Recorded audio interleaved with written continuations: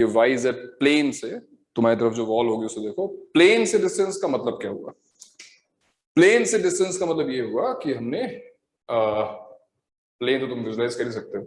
So when I say distance from plane, that means perpendicular distance from the plane. और perpendicular distance from anything, I mean any figure, is always going to be unique, क्योंकि हम एक surface पे multiple perpendicular डाल नहीं सकते.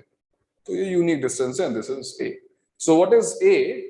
ए is, हम एक वर्ड एल्जेब्रिक यूज कर लेते हैं बिकॉज कोऑर्डिनेट्स नेगेटिव भी हो सकते हैं. तो algebraic distance from YZ plane.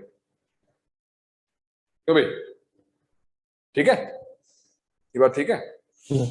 Yes.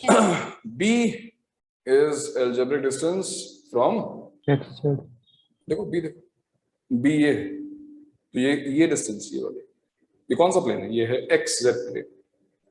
This is XZ plane. And C is algebraic distance from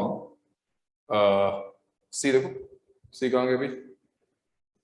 0,0,C. तो ये लेंथ C है, ये वाली. So this length is from XY plane. Okay. तो पहले XYZ कोऑर्डिनेट्स जो थे वो डिस्टेंस फ्रॉम एक्सिस था 2D ज्योमेट्री में, और अब 3D ज्योमेट्री में ये डिस्टेंस फ्रॉम प्लेन हो चुका है. 4D ज्योमेट्री में क्या होगा? ऐसे टाइम पास कीजिए. Distance from 3D plane. Yes, 3 dimensional जो भी यूनिवर्स है उससे परपेंडिकुलर डिस्टेंस. इमेजिन करना मुश्किल है, मत करो, टाइम वेस्ट होगा. बट कोऑर्डिनेट सिस्टम एक्चुअली वही होगा. बिल्कुल सही, A B C D. Anyways, तो अगर यहां पर अब कोऑर्डिनेट्स का मतलब डिस्टेंस फ्रॉम प्लेन है, तो डिस्टेंस फ्रॉम एक्सिस क्या होगा?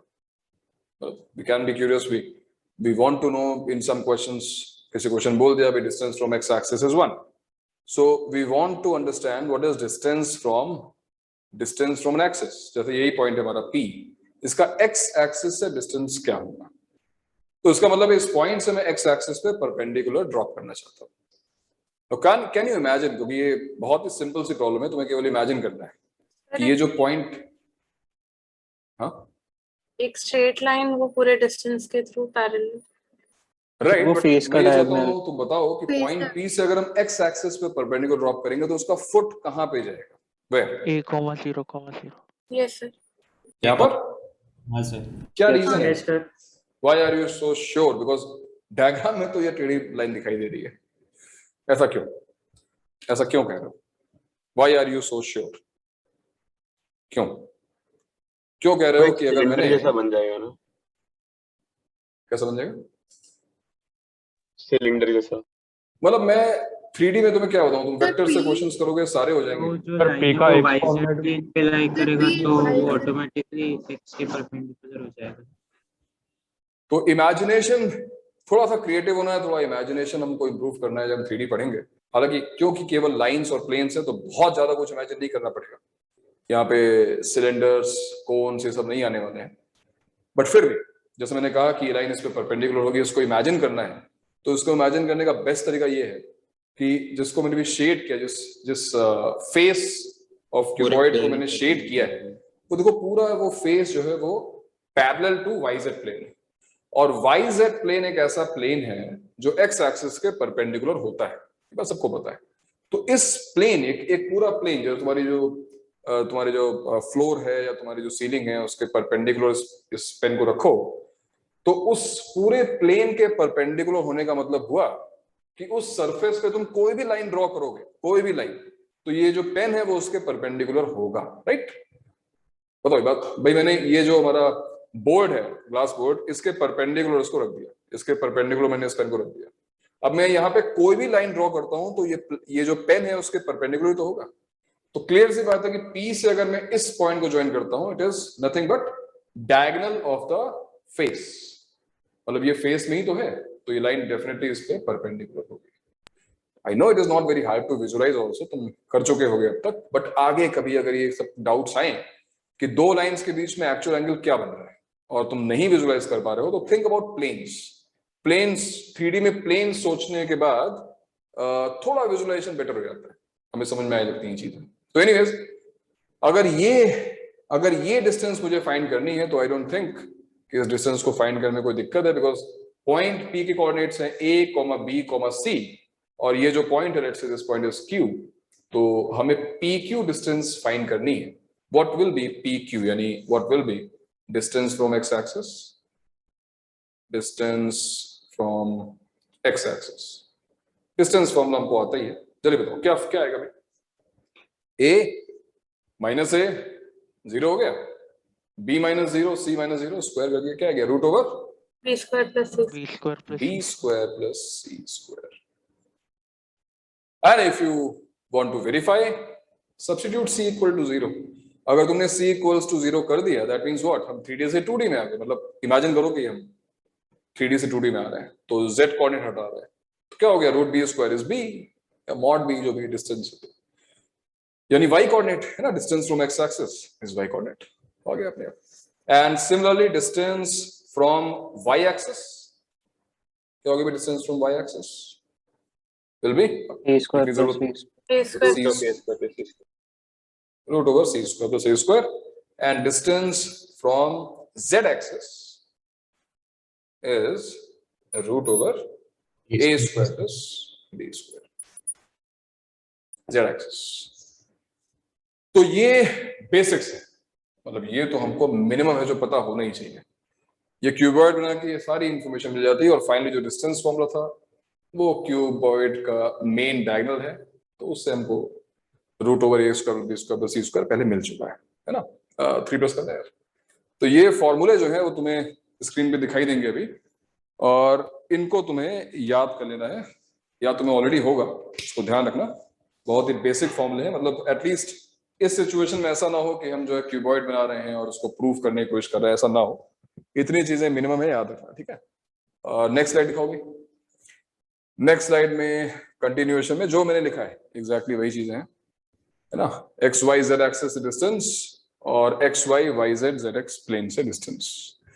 यहाँ पे मॉड इसलिए लगाया है उसने बिकॉज यहाँ पर उसने डिस्टेंस बताई, distance from X Y plane, तो डिस्टेंस को उसने पॉजिटिव रखा है। बट मैंने जो यहाँ बोर्ड पे लिखा था, हटाना है उसको इधर, जो मैंने बोर्ड पे लिखा है वहां पर मैंने एक्स वाई और जेड कोऑर्डिनेट्स लिखे, and you know coordinates can be positive और नेगेटिव, तो इसलिए यहाँ पर मैंने वर्ड यूज किया है algebraic distance from the plane.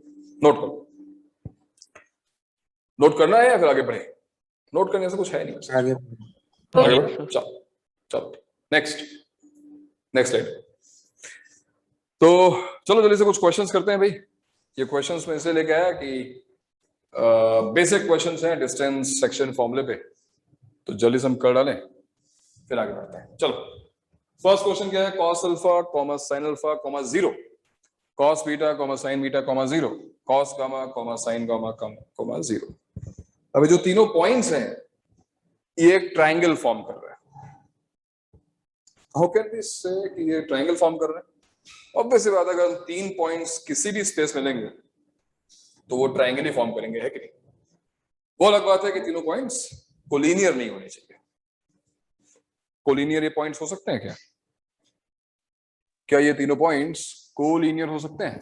Tell me sir, या तो सब कोइंसाइड कर सकते हैं या तो ट्रायंगल। एग्जैक्टली, कोई यानी alpha equal to beta equal to gamma हो गया, या कोई भी दो एंगल सेम हो गया तो दो पॉइंट्स कोइंसाइड करेंगे, कोलिनियरिटी उसी केस में आ सकती है। तो एनीवेज हम मान लेते हैं कि अल्फा बीटा गामा सारे डिफरेंट है और ट्रायंगल फॉर्म कर रहे हैं, तो सर्कम रेडियस जो सर्कल होगा जो उसको सर्कमस्क्राइब करेगा उसकी रेडियस क्या होगी।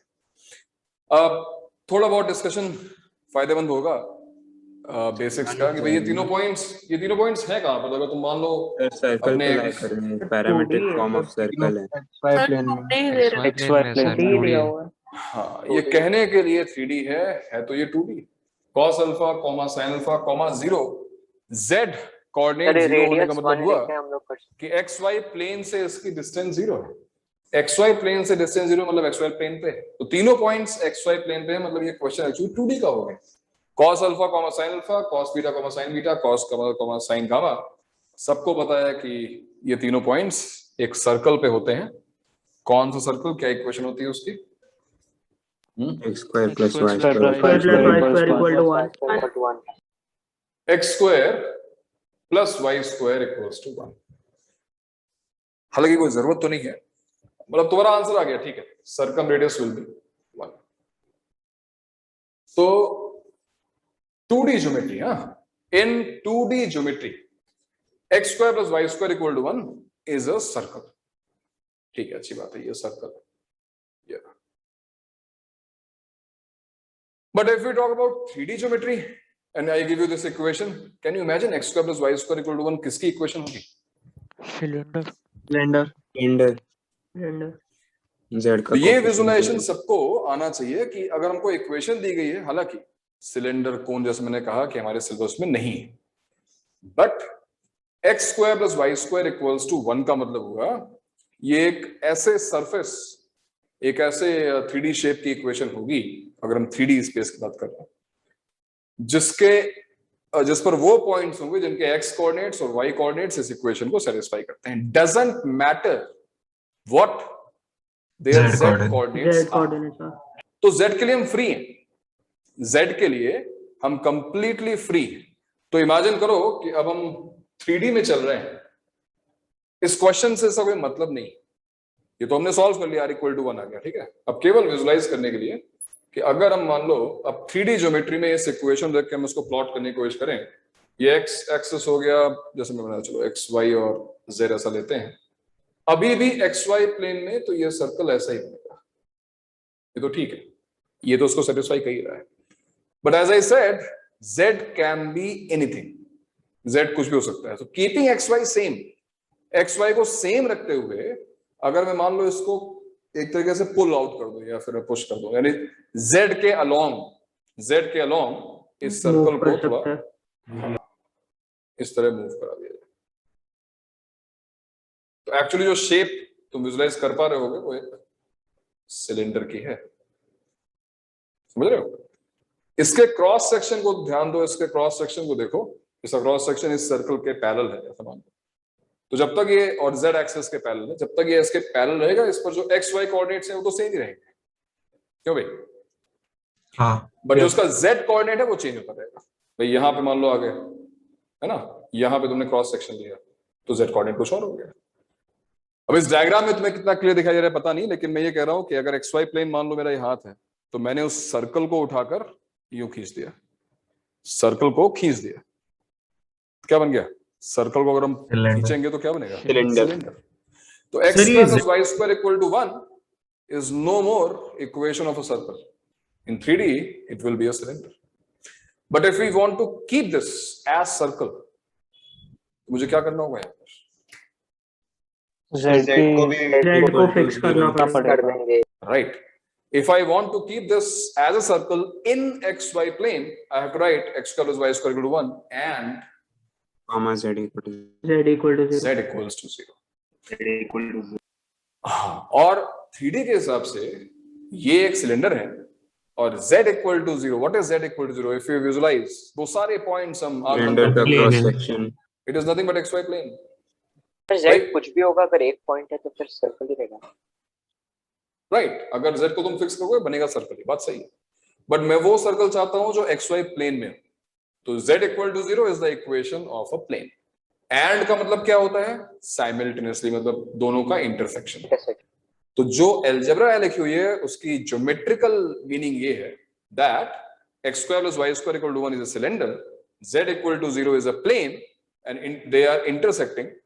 कट कर दो उस प्लेन से, प्लेन और सिलेंडर कट कर रहे हैं तो क्या होगा? क्रॉस सेक्शन तो आएगा।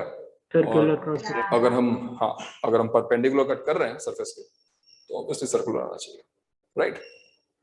तो अगर हमारे सिलेबस में कोन होता तो जो कोनिक सेक्शंस वाली बात थी, नहीं मैं बताता कोन को अलग अलग एंगल्स पे हम कट कर रहे हैं, अलग इक्वेशंस आ रही है, वो हम प्रूव कर सकते थे। तो हो सकता है रिवीजन टाइम हम करें, उसको करेंगे काम।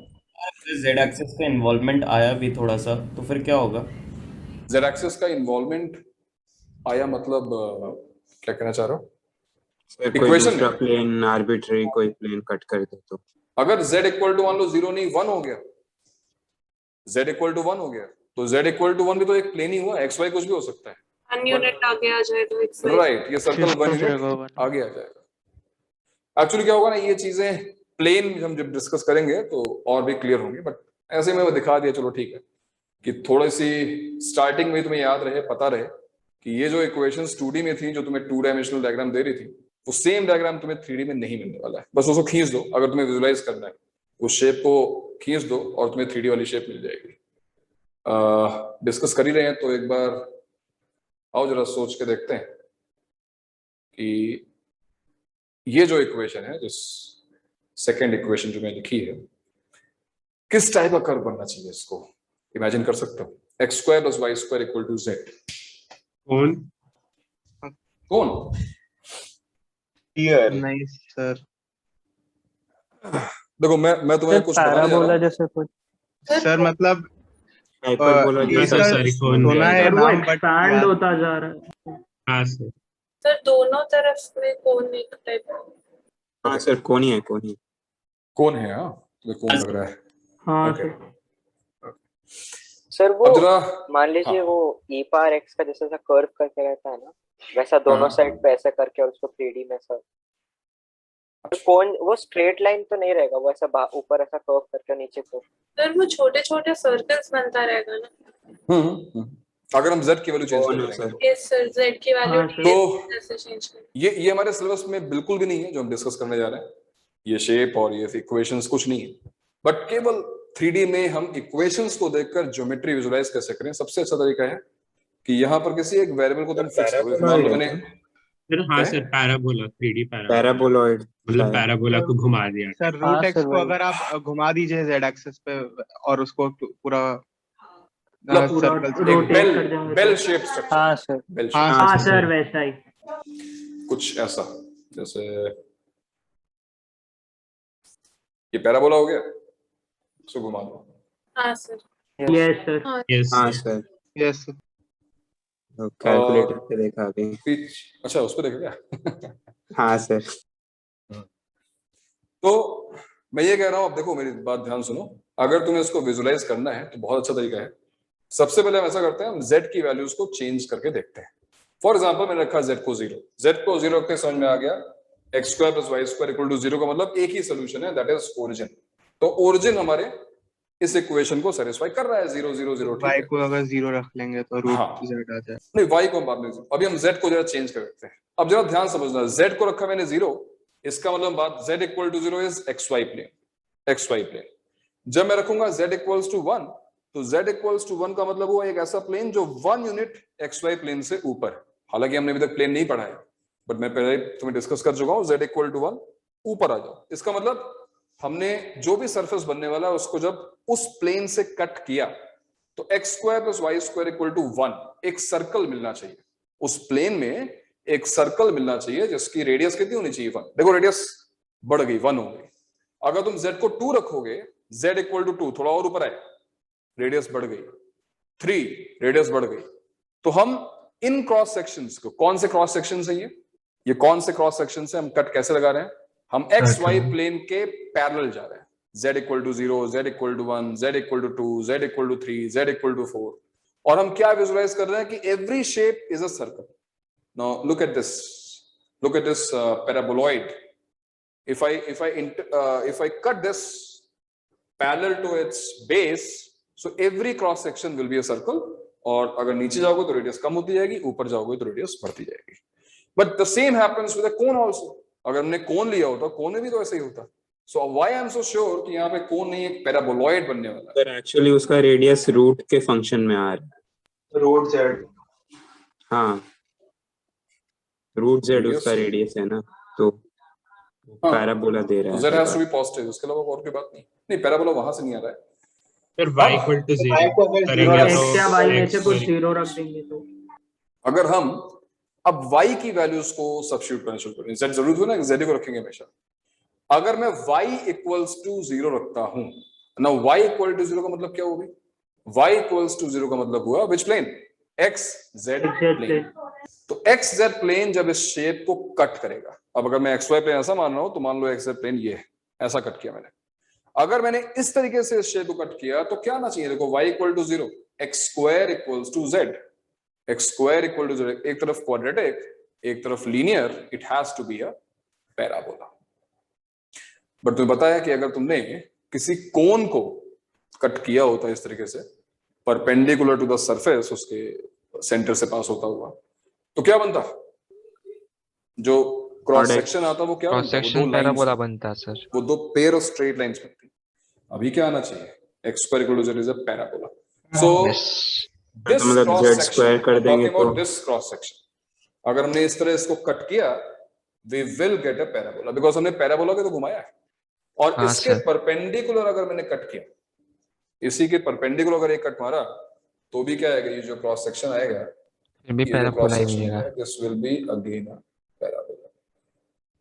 सो if it is too difficult for you to visualise, तुम्हें समझने में दिक्कत आ रही हो, तो I am repeating, this is out of syllabus. लेकिन अगर तुम्हें दिख रहा हो तो it is very interesting. GeoGebra 3D जो है करके अपना एक ऐप है, उसको डाउनलोड हाँ करो। सर, हाँ, उसमें जो है ये इक्वेशंस डालो और वो तुम्हें दिखाएगा कि इक्वेशंस को चेंज करने पर क्या क्या कैसे कैसे शेप्स चेंज होती हैं। It's very interesting. मतलब एटलीस्ट 1-2 दिन तो टाइम स्पेंड हो जाएगा उस पर, अगर एक्स्ट्रा टाइम है। इसका एक 3D वर्जन देखा था। हाँ, 3D वर्जन। तो एलिप्सॉइड होता है, पैराबोलॉइड होता है, इस तरह की इक्वेशंस होती हैं। ठीक है, चलो एनीवेज, तो हम तो क्वेश्चंस करते हैं। फिर देखो यार क्वेश्चंस क्या है, दूसरा क्वेश्चन क्या है देखो सर। वो हाँ, अगर हमको कोन की इक्वेशन चाहिए रहती तो वो x + y² equal to z होता क्या? कोन की अगर इक्वेशन चाहिए हमको तो z एक तरफ स्क्वायर से कर कर सकते हैं ना। अगर हमने z को जगह z स्क्वायर कर दिया होता, तो देखो अब तुम जब y को रखते 0 तो x square equal to z square, तो x equal to plus minus z, pair of straight lines. हमको दूसरे क्रॉस सेक्शंस में पेयर ऑफ स्ट्रेट लाइंस मिलनी चाहिए ना। हालांकि कोन की तुम्हें जनरल इक्वेशन ऑलरेडी पता है, वो नहीं थी 2D वाली जो इक्वेशन है, समझे? वही कोन की इक्वेशन है, उसमें z कोऑर्डिनेट्स ऐड करने हैं। बताऊंगा कोन के बारे में डिस्कशन हम करेंगे जब हम लोग रिवीजन कर रहे हैं, डेफिनेटली थोड़ा सा एक्स्ट्रा पढ़ेंगे, बट अभी नहीं। दूसरा क्वेश्चन बताओ भाई, the circum centre of the triangle. Circum centre of the triangle कैसे निकालोगे? ये क्वेश्चन तो बड़ा अजीब सा है भाई, हैं? कोई बताएगा प्रोसीड कैसे करना है? सेकंड क्वेश्चन 3D में सर्कम सेंटर की बात पूछने की डायरेक्टली। सर एक मेथड है पर वो बहुत गंदा है, मतलब वर्क वाला है। अच्छा, assume कर लेंगे फिर। हाँ, अज्यूम कर लिया ABC, ठीक है चलो फिर उसके बाद डिस्टेंसेस बराबर कर दिए। डिस्टेंसेस बराबर करेंगे। डिस्टेंसेस इक्वेट कर देंगे। Okay, and do you think this, I know method सुनने में समझने में लेंदी लग रहा है, बट कितना लेंदी होगा? जरा डिस्टेंसेस इमेजिन करो आप, मतलब लिखो मत, सोचो। x - 1 whole square, y - 2 whole square, z - 3 whole square equals to x - 3 whole square, y + 1 whole square, z - छोटा 5 बन जाएगा। हाँ, तो x square, y square, z square तो तुरंत कैंसिल हो गया भाई। हमारे पास एक लीनियर इक्वेशन आ जाएगी x y z में, करेक्ट? क्यों? Yes sir. यस। आएगी ना। तो और अगर मैंने सेकंड पॉइंट और थर्ड पॉइंट की डिस्टेंस इक्वेट की तो एक और लीनियर इक्वेशन आ जाएगी x y z में। बट और 3 वेरिएबल होता। 3 वेरिएबल और 2 इक्वेशंस, तो बड़ी नाइंसाफी है। तीसरी इक्वेशन कहां से आएगी भाई? तीसरा डिस्टेंस इक्वेट। अरे अरे मैंने अगर PA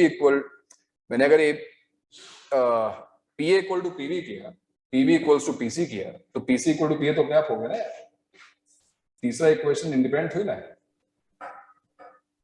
सर कैसे? मतलब PA आपने इक्वल टू, मैंने PA इक्वल्स टू PB किया, ठीक, फिर मैंने PB इक्वल्स टू PC किया, तो क्या मैं PA इक्वल्स क्वालिटी तो वैसी हो गई ना। हाँ, वो तो अपने आप हो गया ना यार। हाँ तो एक इक्वेशन मिस हो रही है भाई, बताओ। सर किसी साइड की सर परपेंडिकुलर हमने की डिस्टेंसेस इक्वेशन इक्वल निकाल किए हैं अभी, तो हमने अभी हाँ। स्फीयर बनाया है। अब अगर स्फीयर से हमें सर्कल में जाना है तो हमें एक प्लेन भी चाहिए होगा, वो ट्रायंगल वाला। एक मिनट, लेकिन तुमने बोला अभी हमने स्फीयर बनाया है, कैसे? तो मतलब हमने हम एक ऐसा पॉइंट से पॉइंट एक सर्कल ही पास कर 3 सकता पॉइंट है से ना। डिस्टेंसेस इक्वल किए हैं, तो स्फीयर कैसे बनेगा? फिर 3D में है ना हम, तो अगर 3 हाँ पॉइंट सर, से वो इक्वल लाइन बन जाएगा एक। यस सर, मतलब एक लाइन बन जाएगा तो फिर।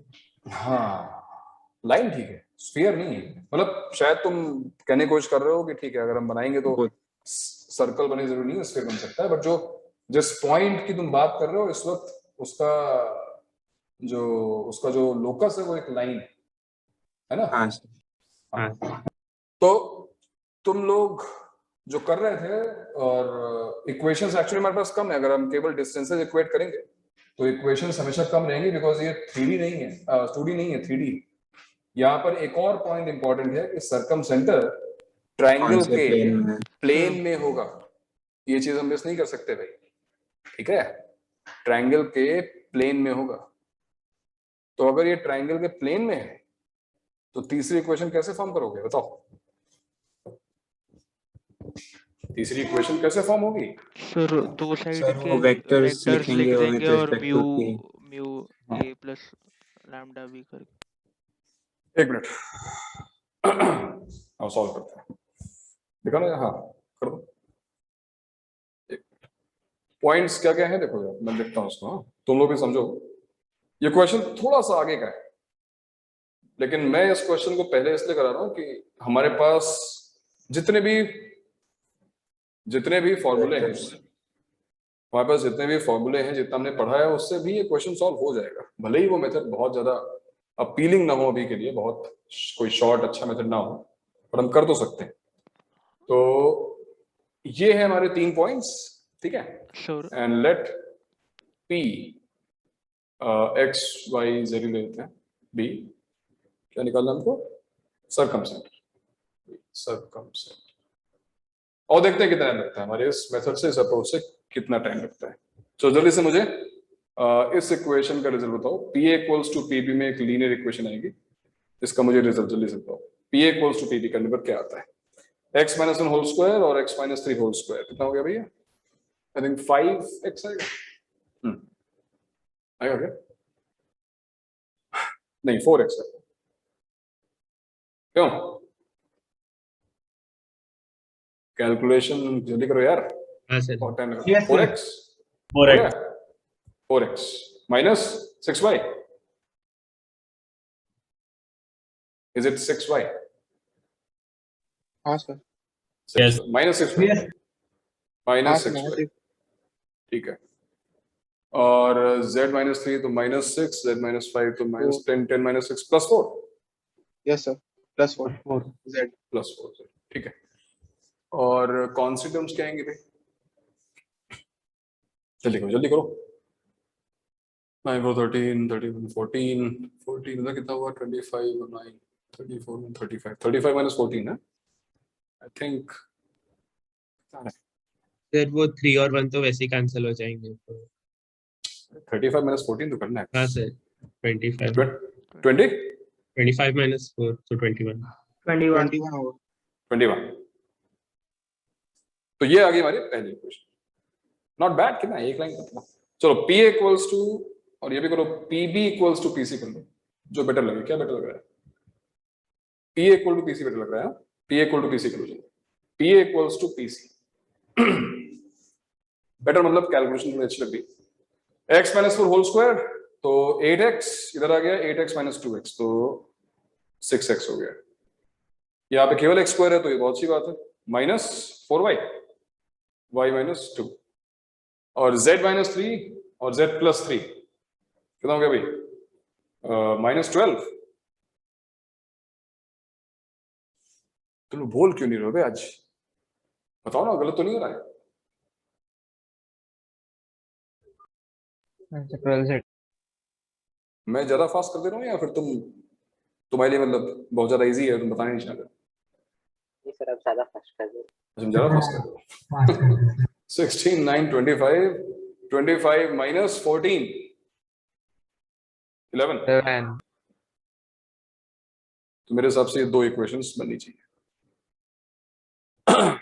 तो इस क्वेश्चन का रीजन ये था कि हम यहां तक तो सोच ही लेते हैं कि सर्कम सेंटर से डिस्टेंस इक्वेट कर दो, but when I talk about any 3 points will always, 3 points A, B, C, if they are not collinear, they will always be in the same plane. Obviously, they will form a triangle. But when we talk about a 4th point, this is 3D. It is not necessary कि वो उसके plane में हो। तुमने तो point P assume कर लिया, point B तो यहाँ भी हो सकता है ना, आगे पीछे भी तो हो सकता है पॉइंट P, और जैसे ही हम सर इस बॉक्स प्लेन के ABP is equal to Yes, 0 yes. होना चाहिए। बिल्कुल, तो हम अगर मान रहे हैं कि ये पॉइंट P उसका सरकम सेंटर है, तो सबसे इंपॉर्टेंट कंडीशन ये है कि P जो है वो ABC के प्लेन में होना चाहिए, और P अगर ABC के प्लेन में है, 4 पॉइंट्स एक प्लेन में है, ये चेक करने के लिए हम वापस जाएंगे वेक्टर्स के पास, और हमने क्या पढ़ा था कि AB vector, AP vector and AC vector will be coplanar if box of AP,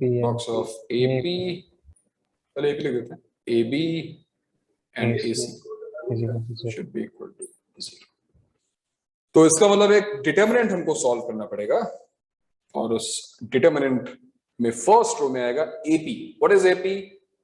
Look, AP means P minus A, X minus 1, Y minus 2, Z minus 3. क्यों? Yes, sir. Yes. What will be AB? This minus this, 3 minus 1, 2, and minus 1 minus 2, minus 3. जब कहीं भी किसी को doubt हो तो उसको discuss करो, because that's why I am taking, मतलब ये जो ड्यूरेशन लेक्चर्स की पढ़ाई इसीलिए जल्दी में नहीं है, आराम से ही कर रहे हैं। तो जहां पर किसी को डाउट आता है उसको डिस्कस करो, चुपचाप बैठे मत रहो। और मेरे सामने आने का रीजन यही है कि तुम लोगों ने कहा, तो अब यहाँ पे भी तुम यूटिलाइज नहीं कर पाओ तो फिर तो यार, इसलिए डिस्कशन करो, और जितना हम यहाँ पढ़ लेंगे एडवांस के लिए सफिशिएंट होगा। जब रिवीजन पे आएंगे तो हम एडवांस के आगे जाएंगे, इसलिए उसका वेट मत करना। रिवीजन में जब मैं लूंगा इस चैप्टर को दोबारा, ठीक है थोड़ा बहुत तो रिवाइज करेंगे, बट हम बियॉन्ड एडवांस जाएंगे डेफिनेटली, बात ध्यान रखना, ठीक है। तो उसके केवल रिवीजन पे डिपेंडेंट मत रहो। क्या आएगा अभी यहाँ पर, फिर से बताओ? 3 minus 1 2, minus 3 and 2 आएगा। Okay. 4 minus 1 is 3, -2 6 minus 2 6 minus 6, -6 and this equals to 0. So your wait for third equation is ending here. जल्दी बताओ क्या आ रही है थर्ड इक्वेशन, सिंप्लीफाई करके फाइनली बताओ मुझे क्या आ रही है। फॉर एग्जांपल 18 + 4 22x आ रहा है, 22x आ रहा है, 22x। y का कोफिशिएंट क्या आएगा? -12 और -6 + 18 आएगा क्या? Yes, sir. Yes, sir. 18y। अच्छा, z के लिए क्या आएगा? -4 + 9, -13. wait, +5 -4 + 9 ना आर्यन? अच्छा हाँ सर। +5 यही करता होगा तो एग्जाम में भी है ना। +9, 9 - 4 5z। हाँ, अब बता दो मुझे कांस्टेंट क्या आएगी, जल्दी से कैलकुलेट करो, बताओ। जैसे यहाँ आ रही है -22, वहां पे आएगी 29 इक्वल्स टू, लिखो 29।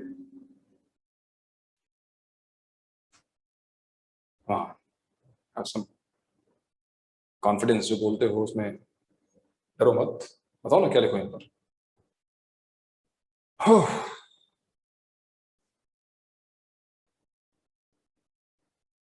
एक बड़ा नंबर आएगा यार, 29 तो नहीं आएगा। 1 है। 73 है, 73 मतलब एक डिटरमिनेंट तो सही सॉल्व कर लो यार तुम लोग, मतलब हद करते हो। 1 तो नहीं आ सकता है। 73 73 हाँ sir, 73 is correct. Yes, 73 is correct. और मैं तुम्हें एक बढ़िया सी ट्रिक बताता हूँ कि ये अगर कैलकुलेट ना हो रहा हो, या तुम्हें कॉन्फिडेंस ना आ रहा हो, या तुम्हें लग रहा हो गलत है, तो ये जो पॉइंट्स है ना वो इस इक्वेशन को सेटिस्फाई करेंगे भाई। XYZ है क्या आखिर? ठीक है, XYZ मैंने इस पॉइंट को अज्यूम किया, but any point will lie in the same plane. ये एक्चुअली एक प्लेन की इक्वेशन है। आज के 2-3 लेक्चर्स के बाद जब प्लेन पढ़ेंगे तुम देखोगे this is nothing but a plane consisted of these 4 points A, B, C, P, सब कुछ उस प्लेन में। तो तीनों जो कोऑर्डिनेट्स है ना जो दिए हुए हैं वो इसको सेटिस्फाई करेंगे, as well as obviously XYZ is also satisfying it. But anyways, this is our third equation, and now mathematically we have sufficient equations because 3 variables थे, 3 इक्वेशंस हैं हमारे पास, और हम 3 इक्वेशंस को सॉल्व करके एक्स वाई जेड निकाल सकते हैं बट ये अभी भी कैलकुलेशन तो क्यों ना जरा दिखाना यार स्क्रीन, एक बार स्लाइड दिखाओ। क्यों ना हम लोग जरा ऑप्शंस को वेरीफाई कर लें एक बार। क्या 1 1 1 हो सकता है? पहली इक्वेशन क्या बनी है? नहीं हो सकता। क्या 3 3 3 हो सकता है? नहीं हो सकता। नहीं हो सकता है। तो ये दोनों तो गए। अरे भाई वो हो जाएगा ऐसा सेकंड वाला लास्ट वाला हो रहा है सेकंड। अगर हम ऑप्शन सेटिस्फाई करें तो लास्ट एक ही ही होगा। इक्वेशन काफी थी है ना इनफैक्ट। तो वो जो अभी जो इक्वेशन है उसी से सोच लेंगे। 14 प्लस 4 18 सेकंड वाले में नहीं आ रहा। 18 माइनस 3 फर्स्ट और थर्ड का ही फोर्थ में आ रही है। 23 से बड़ा आ रहा है। फोर्थ आ रहा है। सेकंड नेगेटिव ही होगा। फोर्थ सेटिस्फाई कर रहा है। थोड़ा फोर्थ ही आ रहा है। फोर्थ कर रहा है। रिमूव प्लस 3 मतलब एक ही है, वो ऑप्शंस अच्छे थे। हाँ तो अगर हम एक इक्वेशन लिख के भी ठीक है ऑप्शंस होते हैं तो लाइफ इजी होती है बट ये मत डिपेंडेंट हम नहीं रह सकते ऑप्शंस पे। तो कुल मिलाकर इससे ज्यादा लेंथी मेथड नहीं हो सकता था, राइट? इससे ज्यादा लेंथी हम क्या कर सकते? लेंथी करने को होते तो बहुत कुछ कर सकते थे हम, लेकिन अब हम आगे जब कभी इस क्वेश्चन को सॉल्व करेंगे तो इससे अगर बेटर मेथड होगा तभी हम डिस्कस करेंगे, अदरवाइज ये तो हमको पता ही था। यहाँ पे एक नई चीज जरूर हमको समझ में आई जो हमने कभी 2D में नहीं बॉक्स का यूज किया हमने। That box. हाँ, बॉक्स का हम यूज करेंगे ऐसे किसी भी क्वेश्चन को सॉल्व करने के लिए जो 2D बेस्ड होगा, जो ट्रायंगल बेस्ड होगा। किसी भी ट्रायंगल के स्पेशल पॉइंट को अगर हम निकालना है, हालांकि सेंट्रॉइड और इन सेंटर के तो डायरेक्ट फॉर्मूले हैं हमारे पास, लेकिन अगर सर्कम सेंटर या ऑर्थो सेंटर निकालना हुआ सो रिमेंबर हमको ये बॉक्स यूज करना पड़ेगा यार। ठीक है, ऑलराइट। और देखते हैं नेक्स्ट क्वेश्चन क्या है। हाँ सर पी का कोऑर्डिनेट लिख के अगर एक साइड के मिड पॉइंट के साथ डॉट करके वो वेक्टर को 0 कर देते परपेंडिकुलर बाइसेक्टर के लिए, तो सेम इक्वेशन बेटर मेथड जो है ना वो कुछ हम लोग डिस्कस करेंगे। इसका है डेफिनेटली, तुम सही कह रहे हो, बिल्कुल सही कह रहे हो। मिड पॉइंट्स उसका मतलब भी है और सब चीजें हम डिस्कस करेंगे। चलो थोड़ा मतलब इनफैक्ट मैं तुम्हें सर्कम सेंटर का फॉर्मूला लिखवाऊंगा, ठीक है? बट उसके लिए वेट करो। अभी हम क्योंकि 3D पढ़ रहे थे, 3D में काफी चीजें यहाँ पे डिस्कस हो गई, इसलिए मैंने एक क्वेश्चन दिया था। तीसरा क्वेश्चन देखो, तीसरा क्वेश्चन क्या कह रहा है? एबीसी दिया हुआ है, वर्टिसेस दिए हुए हैं, length of the median. Now this question is relatively easy, right? क्यों भाई, ये क्वेश्चन हम कर लेंगे। अगर हमको मीडियन की लेंथ निकालनी है, कौन बताएगा? तुलिका बताएगी। Tulika, how will you find the length of median?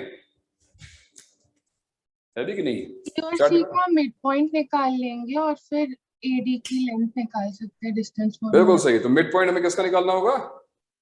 Sir BC, B और सी का। ठीक है, बी और सी का मिड पॉइंट क्या है बताओ मुझे। ये तुम ओनली कर सकती हो ना। 2 + 2/2 2 11/2। Sorry, mid point of B C क्या बोल रही हो? Hello sir 2, 11/2, 11/2।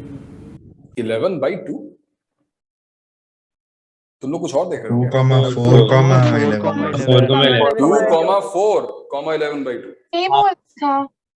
अरे तो दोबारा बोल देते, मैंने सुना ही दिया ना। ओके सर, मुझे लगा गलत हो गया। अरे तो 2,4, 11/2। यस, हाँ जोएब सही बोल रहा है। अब इसका डिस्टेंस निकालना है ए से। जल्दी बताओ एडी कितना आ रहा है। डिस्टेंस लगाओ और बताओ कौन सा ऑप्शन करेक्ट है। और थोड़ा फास्ट करो, कैलकुलेशन बहुत स्लो करते हो तुम लोग यार। कैलकुलेशन फास्ट करो, नहीं गलत मत सी आ रहा है। कौन सा C option? √77/2। Yes sir. Yes sir. सबका हो गया भाई? ये तो इजी था, ये तो कर लोगे ना। हाँ, चलो भी आगे बढ़ते हैं। नेक्स्ट स्लाइड देखो क्या है जल्दी। अच्छा, ये एक लोकस वाला क्वेश्चन है, बट चिंता मत करना, ये लोकस वाला क्वेश्चन वैसा नहीं है जो तुम 2D में फंस गए थे, 2D में फंसते थे। तो लोकस वाले क्वेश्चंस बड़े सिंपल आते हैं, बट हम इसका भी डिस्कशन प्रॉपर करेंगे प्लेन पढ़ने के बाद। फिलहाल एक क्वेश्चन ऐसी है, देखो क्या लिखा हुआ है इसमें। Find the locus of a point for which the sum of squares of distances from coordinate axis is 10. अब इससे इजी क्वेश्चन क्या होता है? तो इसकी जो दे दिया पूरा। पूरा दे दिया हम sum of squares of the distance from coordinate axis. आज ही हमने डिस्कस किया है कि एक्सिस डिस्टेंस क्या होती है भाई? रूट ओवर रूट ओवर हाँ under root x square plus y plus square, z square. Root over y square plus z square, root over z square plus x square. तो इनका स्क्वायर करो, add करो, क्या आएगा? 2 times x square plus Y square 2 plus z times x square square equals plus two y 10। square 5 हो plus जाएगा. कौन सा ऑप्शन सही 5 हो है? जाएगा. Fourth. Fourth. फोर्थ ऑप्शन सही है। कोई डाउट किसी को इस क्वेश्चन में? नहीं सर। अच्छा, किसकी इक्वेशन है ये? X square plus Y square plus z square equal. Sphere की। Sphere.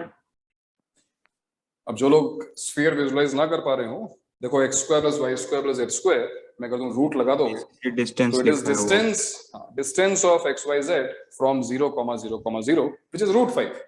तो 3D में अगर ओरिजिन से डिस्टेंस कांस्टेंट है तो ऑब्वियसली सर्कल नहीं, एक स्फीयर बनने वाला है। तो ये स्फीयर की प्रॉपर्टी है। चलो बढ़िया, आगे बढ़ते हैं भाई। नेक्स्ट, एक मिनट, इसी नहीं आगे मतलब सेकंड क्वेश्चन, उसी पे जाओ वापस, उसी साइड पर। शाबाश, अगला क्वेश्चन देखो। Coordinate plane divides line segment. तो ऐसे क्वेश्चंस भी हमने जो है 2D ज्योमेट्री में किए थे कि एक लाइन सेगमेंट है और उसको किस रेशियो में एक एक्सिस डिवाइड करेगा। तो यहां पर इस क्वेश्चन में जो कि हम 3D में है, एक्सिस की जगह पे प्लेन यूज किया गया है। अब देखो क्वेश्चन पूछा गया, find the ratio in which the line segment joining the points, these 2 points is divided by xy plane। Question समझ में आ रहा है क्या? रुको मैं एक्सप्लेन करता हूँ, दिखा रहा है एक बार, बताओ इसको। सर हम लोग सर 1:2 सर हम लोग एक्स वाई करके दोनों एक्स वाई का लेके लाइन लिख सकते हैं और फिर उसमें x0 y0 डाल के पॉइंट आ जाएगा। सर z इक्वल टू 0 है और m bye n yz0 n वाला चीज का। Yes sir. सही बात है। तो क्वेश्चन कुछ ऐसा है कि अगर आपने एक लाइन सेगमेंट बनाया और ये जो मैंने प्लेन बीच में दिखाया है, ये हमारा xy प्लेन है, this is xy plane, this is xy plane, ठीक है। तो ये xy प्लेन हो सकता है लाइन सेगमेंट को कट कर रहा हो सकता है ना कर रहा होता, तो हम एक्सटेंड करते हैं, मतलब वो जो एक्सटर्नल सेक्शन फॉर्मूला है वो हम लगाते हैं, जो भी होता। तो क्वेश्चन यहाँ पे ये है कि अगर ये मान लो कट कर रहा है r पर, तो वो in what ratio it will cut the line segment PQ। और कोऑर्डिनेट्स इसके दिए हुए हैं, कोऑर्डिनेट्स क्या दिए हुए थे? 2 - 4 3 एंड Q दिया हुआ है हमारा -4 5 -6। अब किस रेशियो में ये डिवाइड हो रहा है, इसका मतलब हमको निकालना है PR अपॉन QR। बस PR अपॉन QR फाइंड करना है। क्वेश्चन क्या था, एक बार ब्रीफ करोगे क्या? मैंने मिस कर दिया। रेशियो। ओके, प्रेस दिखाओगे, प्रेस करो 3।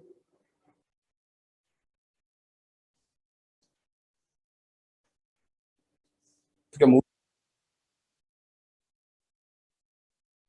हो गया सर। क्वेश्चन देख लिया तुम लोगों ने? अच्छा, PR बाई QR हमको फाइंड करना है इस क्वेश्चन में, ठीक है। हाँ हटा दो इसको, ठीक है। तो इस क्वेश्चन को करने के हम 2 तरीके देखते हैं। पहला, R फाइंड कर लो। ज्योमेट्री से इंडिपेंडेंट। देखो 3D में ज्योमेट्री तुम्हें कंफ्यूज करेगी, तब से हम कोशिश कर रहे हैं, वेक्टर्स को इन्वॉल्व कर रहे हैं, अलजेब्रा को इन्वॉल्व कर रहे हैं, सब क्यों कर रहे हैं? जिससे वो ज्योमेट्री बच जाए, वरना वो ज्योमेट्री हमें बहुत घुमा सकती है। तो यहां पर भी हम ऐसा करते हैं कि क्योंकि हमें सेक्शन फॉर्मूला पता है, तो क्या सेक्शन फॉर्मूले की हेल्प से हम इस क्वेश्चन कर सकते हैं? बिल्कुल कर सकते हैं। देखो ये पॉइंट R है, इस पॉइंट R, ये पॉइंट R स्पेशल पॉइंट है, ठीक है, पॉइंट इसी लाइन पर है तो स्पेशल है ही। ये R पॉइंट XY प्लेन पे है, तो अगर कोई पॉइंट XY प्लेन पे है तो उसके कोऑर्डिनेट्स अगर मुझे अज्यूम करने हैं तो मैं क्या अज्यूम करता हूँ? X coordinate A, Y coordinate B, but Z coordinate तो डेफिनेटली 0 है ना। And we are going to use this fact because अगर Z कोऑर्डिनेट 0 है, सेक्शन फॉर्मूला हमने याद किया था, राइट? सेक्शन फॉर्मूला क्या था? mz2 z equals to mz2 plus mz1 divided bye,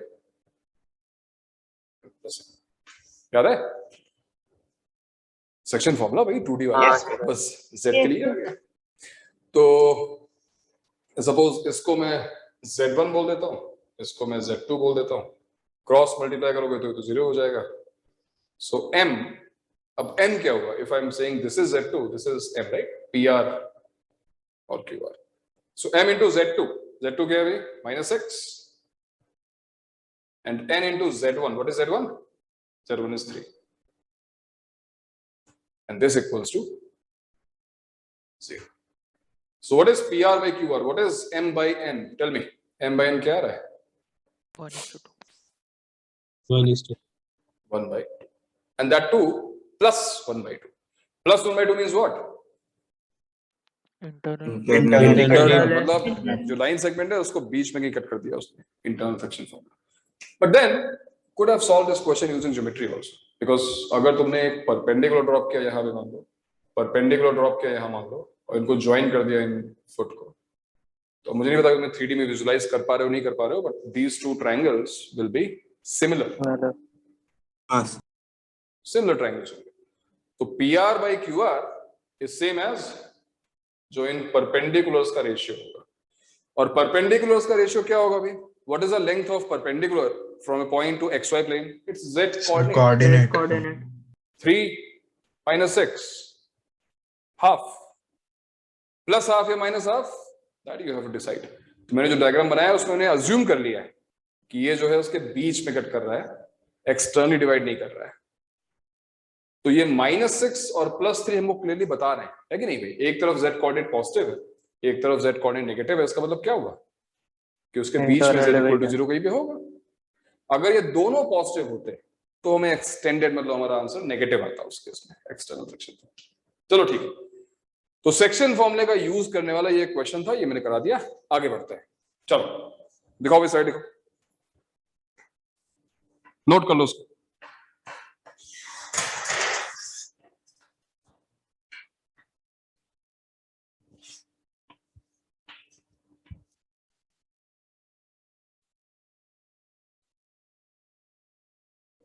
note कर लिया तुम लोगों ने?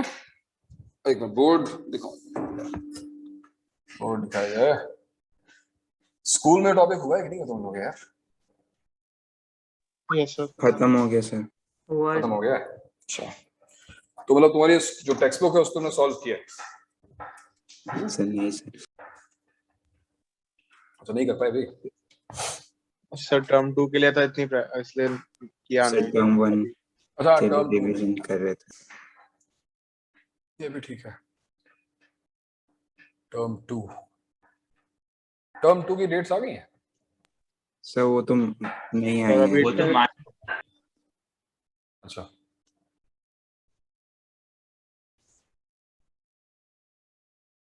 मेरे ख्याल से टर्म 2 होगा तो उधर ही होगा, अप्रैल में होना चाहिए. सर मार्च एंड और अप्रैल फर्स्ट वीक तक extra. April first week most probably. ठीक है, जब हो जाएगा बताना भैया. आगे बढ़ते हैं. ये क्वेश्चन सबको समझ में आया भाई, प्लेन वाला? Yes sir.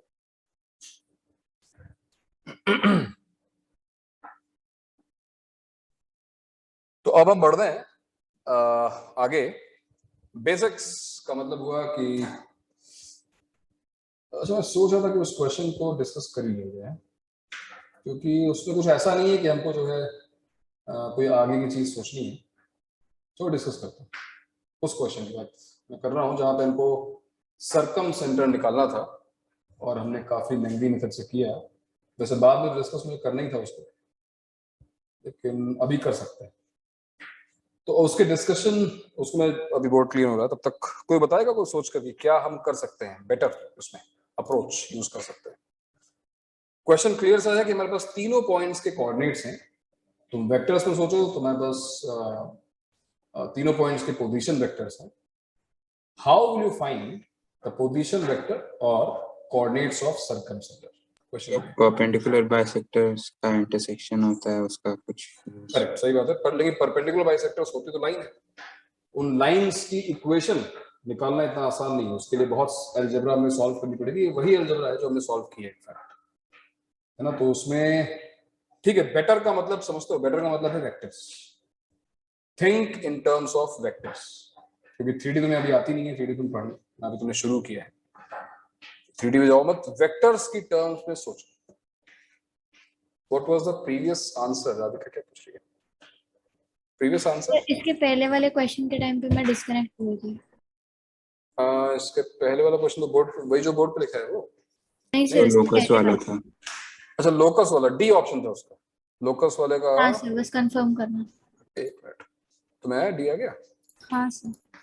गुड, पढ़ाई कर रही बहुत आजकल, इसकी आंसर निकाल देंगे। डी ऑप्शन, यही तो एक X। इजी था सब में। सुने जो हो गया वो इजी।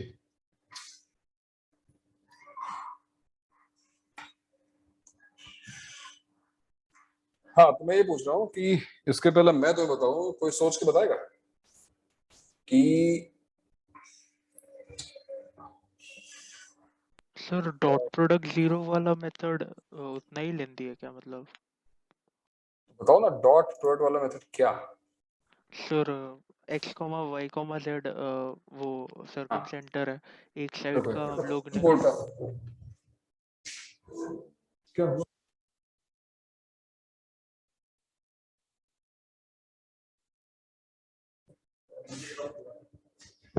एक मिनट, मैं बोर्ड पे आ रहा हूँ, तब डिस्कस करते हैं उसको। हाँ, ये मार्क कर यार। हाँ, दिखाओ दिखाओ दिखाओ दिखाओ, स्टार्ट करो, प्ले करो उसको। हाँ, ये है क्वेश्चन। अब हम वेक्टर्स की बात कर रहे हैं, चलो मैं पोजीशन वेक्टर्स लिखता हूँ, क्यों उतना बड़ा। तो ये हमारा ए वेक्टर है, ये हमारा बी वेक्टर है, और ये हमारा सी वेक्टर है। बहुत अच्छी बात है। और मुझे एक पॉइंट पी ही लेते हैं, वो जो कंफ्यूज होता है ओरिजिन के लिए। सरकम सेंटर निकालना है इस ट्रायंगल का। लेट्स से इसका सरकम सेंटर जो है उसका पोजीशन वेक्टर आर वेक्टर है। So in short I want to find R in terms of ABC. How will do that? जितना वेक्टर्स हमने पढ़ा है वो सफिशिएंट है, मुझे कुछ एक्स्ट्रा पढ़ाने की जरूरत नहीं है। बताओ। हाँ, तुम कुछ डॉट वॉट बोल रहे थे, क्या डॉट बोल रहे थे भाई? सर बी और किसका सी डॉट का किससे? मिड पॉइंट का जो पोजीशन वेक्टर होगा वो b प्लस सी बाई 2 रहेगा, और ठीक है, ठीक है। और p और वो वेक्टर वो पॉइंट को ज्वाइन करने वाला ज्वाइन कर देंगे तो दिस डॉट दिस जीरो हो जाएगा। बात तुम्हें बिल्कुल सही है, बट उससे जब तुम डॉट करोगे तो तुम्हें R dot something equal to something मिल जाएगा। उससे आर कहां से निकालोगे? मान लो तो तीन इक्वेशन आ भी गई, r dot this, r dot this, r dot this equal to zero कर दिया। बट जब डॉट प्रोडक्ट में एक वेक्टर होगा, उससे तुम उस वेक्टर को बाहर कैसे निकालोगे? How will you find r? Sir वो प्रीवियस वाले क्वेश्चन में तो एक्स वाई जेड के टर्म्स में था, तो और एक लीनियर इक्वेशन आ जाएगा। तो तुम दो थ्योरीज को मिक्स कर रहे हो, तुम 3D का भी यूज कर रहे हो, मैं वेक्टर्स में क्वेश्चन पूछ रहा हूं। और कोई है भाई? सोच के बताओ। जितनी थ्योरी हमने पढ़ी है, हमने क्या पढ़ा है? हमने वेक्टर ज्योमेट्री पढ़ी है, हमने डॉट प्रोडक्ट पढ़ा, क्रॉस प्रोडक्ट पढ़ा, हमने एसटीपी पढ़ा, वीटीपी पढ़ा, हमने dependent independent linearly independent dependent set of vectors पढ़े। इतनी थ्योरी प्रैक्टिस नहीं की तुम लोगों ने यार, वरना पहला स्टेप तुम सोच लेते अब तक। नहीं सोच पा रहे हो। सर वो हम p को निकाल सकते हैं, ए वेक्टर एंड एसी वेक्टर निकाल सकते हैं। क्या निकाल सकते हैं? एपी और एसी वेक्टर्स? पीए पीसी और पीवी में कोई एक इंडिपेंडेंट रहेगा। If three vectors are coplanar, they are dependent. If three vectors are coplanar, they are dependent. ये बात तो याद होगी तुमको। और डिपेंडेंट वेक्टर्स में हमने क्या पढ़ा है कि अगर तीन वेक्टर्स डिपेंडेंट हैं, then one of them can be expressed in terms of as a linear combination of other two. सही बोल रहा हूं मैं? बात समझ आ रही है? हाँ sir. So AP vector is lambda times AB vector. AB vector you know already, B minus से निकाल लोगे, plus mu times AC vector. और पहले ही स्टेप में the beauty of vectors is पहले ही स्टेप में रियलाइज करो कि तुम्हारे पास अब दो अननोन से तीन नहीं। जब तुम 3D में तुमने क्वेश्चन सॉल्व करना शुरू किया था तो तुमने अज्यूम किया था let the point B x Y z, three variables. हमने जब वेक्टर में ये काम किया, हमें अगर P निकालना है, I know that this is R minus A तो पता ही है ना, तो केवल दो अननोन है यहाँ पे, लैम्डा और म्यू। तो जैसे हमको लैम्डा और म्यू मिल जाएंगे, मतलब हमको केवल दो इक्वेशन चाहिए और हमारा काम खत्म है। क्या है वो दो इक्वेशंस? दूसरा वाला वो डॉट प्रोडक्ट वाला इक्वेशन यूज कर सकते हैं। यस यस, अब हम डॉट प्रोडक्ट का यूज करेंगे बिकॉज ये पहली इक्वेशन क्या कंफर्म कर रही है? इस पहली इक्वेशन ने कंफर्म कर दिया कि पॉइंट पी एबीसी के प्लेन में है। ये तीनों वेक्टर्स एक प्लेन में है। जो तुमने 3D में किया था बॉक्स जीरो करके, वो हमने वेक्टर्स में ऐसे किया है। अब जो बाकी चीजें हैं, हमने वहां पे क्या किया था? Distance formula, distance formula, distance formula. यहाँ पे हम डिस्टेंस फॉर्मूले का यूज नहीं करेंगे बिकॉज मुझे पता है कि सर्कम सेंटर की ज्योमेट्रिकल प्रॉपर्टीज क्या है। क्या प्रॉपर्टी है भाई? अगर मैंने P से परपेंडिकुलर ड्रॉप किया, it's this point is Q, तो P से जो परपेंडिकुलर ड्रॉप होगा वो इस साइड को बाइसेक्ट भी करेगा। बताइए ना, Q is the mid point of AB, right? How you are going to use this? You are talking about dot product. What else? How you are going to use this in terms of vectors? Projection तुम बार बार dot Projection. Dot product काम करेगा। हाँ हाँ, क्या बोला उसने? Projection. Projection. All check. So can I say that projection equal to of AP vector along AB vector is equal to what? AQ vector. What is AQ vector? PP का projection along AP अरे dot भाई, projection length ही तो है। Length कितनी है ये? PP cos theta. क्या बोल रहे हो? इसकी लेंथ AB का हाफ है और क्या है? प्रोजेक्शन ऑफ, हाँ अब बताओ, अब ये बताओ कि प्रोजेक्शन का फॉर्मूला क्या होता है? प्रोजेक्शन का फॉर्मूला को पता है क्या होता है? प्रोजेक्शन का फॉर्मूला दिस डॉट दिस, याद नहीं है?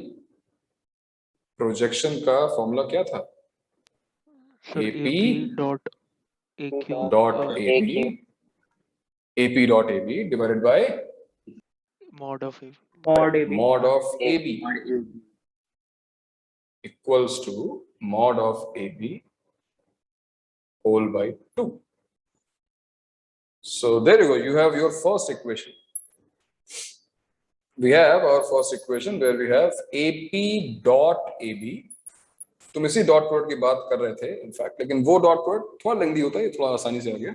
AP डॉट AB क्या आ गया भाई? mod of magnitude of AB square by 2। हालांकि प्रोजेक्शन पॉजिटिव नेगेटिव होता है, बट हमको पता है कि यहाँ पर एंगल एक्यूट बनना चाहिए, राइट एंगल ट्रायंगल बनी रहा है, तो कोई दिक्कत नहीं। And this is your second equation. Similarly I think अब हमें वापस करने की जरूरत नहीं कि हम यहाँ परपेंडिकुलर ड्रॉप करेंगे इस पॉइंट को, कुछ और ऐसे करेंगे। तो क्या आएगा भाई? Projection of AP along AC, क्या इक्वेशन मैंने की तीसरी? AP dot AC equal to AC equals to square by 2 mod AC magnitude of AC square by 2, and this is your third equation.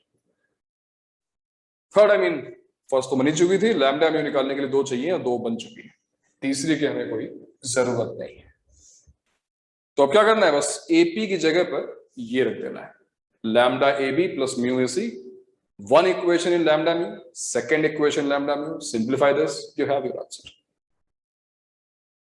चाहो तो बना ही दो, फॉर्मूला बनाओ। चलो AP को रखो यार, AP को यहाँ रखो, क्या आएगा? डॉट AB करोगे तो क्या आएगी? फर्स्ट इक्वेशन क्या बनेगी? Lambda mod AB square, lambda mod AB square, and then mu AC dot AB AB dot AC, ठीक है, इक्वल्स टू mod AB square by 2 by 2। Perfect. और सेकंड इक्वेशन क्या बनेगी? Lambda times AB dot AC, वो इधर आ गया, AB डॉट AC और mu times mod of AC square, Yes. है ना, equals to mod of AC square mod AC square by 2 2 equations and 2 variables. I don't think इस पे time लगने वाला है। बताओ भाई लैम्डा की वैल्यू क्या आ रही है, और इसको पूरा निकाल ही लेते हैं। लैम्डा की वैल्यू क्या आती है बताओ? What is the value of lambda? Mu को हटाना है तो मॉड AC स्क्वायर में मल्टीप्लाई करो, यहाँ पे AB डॉट AC मल्टीप्लाई करो, बताओ क्या आता है?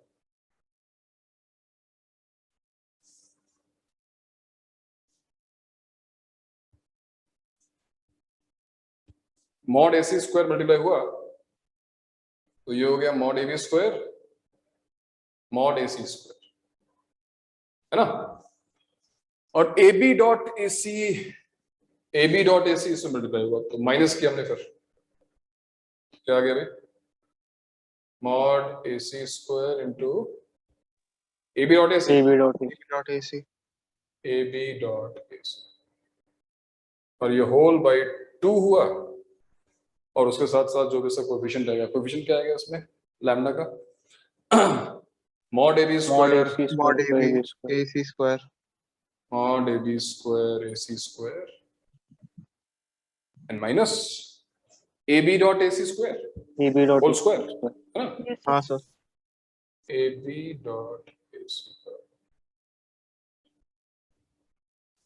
अच्छा फॉर्मूला है बना सकते हो वैसे इसको, अच्छा तुम थोड़ा अजीब सा है। Mod AC square AB dot AC cube, ठीक ही होगा, गलत तो किया। ये लैम्डा की वैल्यू है,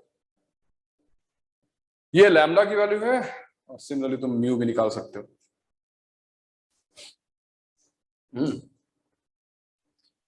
और एक बार लैम्डा म्यू निकल गए तो देखो पोजीशन चला गया। म्यू क्या आएगा? What will be the mu value of mu?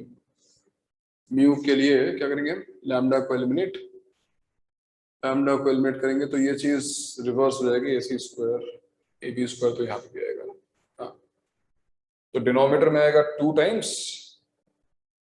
ये चीज रिवर्स हो गई, क्यों?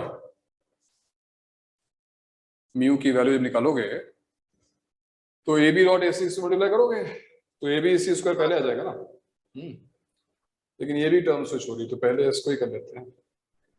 म्यू की वैल्यू क्या आएगी बताओ सर? म्यू की वैल्यू क्या आ रही है?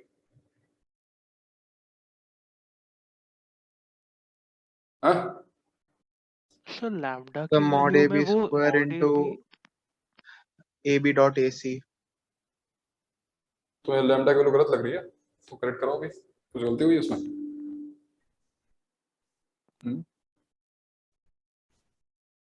AB डॉट AC क्या करो? नहीं सर कुछ नहीं। केवल यहाँ पर AC स्क्वायर जगह पर AB स्क्वायर आ जाएगा, है ना? और डिनोमिनेटर आई थिंक सेम रहेगा, क्यों?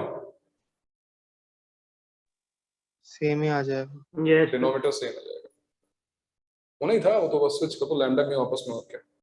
माइनस AB डॉट AC का whole square. So this is mu, ये म्यू लैम्डा और म्यू डाल दो आ जाएगा। और लैम्डा म्यू में डिनोमिनेटर कॉमन है ही, डिनोमिनेटर की टर्म देख रहे हो? अगर तुम AB डॉट AC को ओपन करोगे, मॉड AB मॉड AC, ये देखो ये स्क्वायर कॉमन आ गया, 1 माइनस कॉस स्क्वायर थीटा, ये क्या है? ये mod of AB cross AC का स्क्वायर, ये जो लिखा हुआ है, ये mod of AB cross AC का स्क्वायर। एनीवेज, और यहाँ पे क्या होगा? वो लैम्डा में AB वेक्टर मल्टीप्लाई होगा और म्यू में AC वेक्टर मल्टीप्लाई होगा, और फिर कुछ टर्म्स को सिंप्लीफाई करना, देखना फॉर्मूला क्या बनता है। ये फॉर्मूला याद करने के लिए नहीं है, बट मैं ये बता रहा हूं कि इस क्वेश्चन को अब यहाँ पर अगर ABC दिए होते, वेक्टर्स दिए होते या फिर कोऑर्डिनेट्स दिए होते, तो ये मेथड कहीं बेटर है। आई कैप जे कैप के कैप होता है, इनकी वैल्यूज डॉट होती है, निकालना इजी है। कहीं जल्दी आ गया होता है, क्योंकि सब कुछ डॉट प्रोडक्ट बेस्ड है ना, तो कैलकुलेशन भी बहुत लंबी नहीं होती। इसीलिए 3D के क्वेश्चन को वेक्टर्स की हेल्प से सॉल्व किया जाता है। 3D सॉल्व कर ही सकते हैं, बट वेक्टर से भी करते हैं। और ये जो अप्रोच है, ये जो मैंने तुम्हें वेक्टर में अप्रोच बताई अभी, ये अप्रोच 2D तक लिमिटेड नहीं है। अब आगे चलकर हम टेट्राहेड्रन का भी सरकम सेंटर निकालेंगे। भाई टेट्राहेड्रन अगर एक 3D शेप है, उसके सरकम सेंटर का मतलब क्या? एक सरकम स्फीयर होगा ना, एक सरकम स्फीयर होगा, उसका सेंटर क्या होगा, और उसका तो फॉर्मूला बनेगा, अच्छा फॉर्मूला तुम याद कर सकते हो। आएंगे आगे। कोप्लेनर है पूछ रही हो राधिका, ये क्या पूछ रही है? तो आपने क्वेश्चन दिया था तब मैं बोल रही थी अच्छा, कोप्लेनर्स तब को ओके, यूज कर सकते हैं। बिल्कुल बिल्कुल। तो कोप्लेनरिटी हमने यही भी यूज कर लिया फर्स्ट इक्वेशन में। बताओ भी तुम लोग को ये सोल्यूशन समझ में आया क्या? बात समझ में आई? हाँ सर। ठीक है। Yes, sir.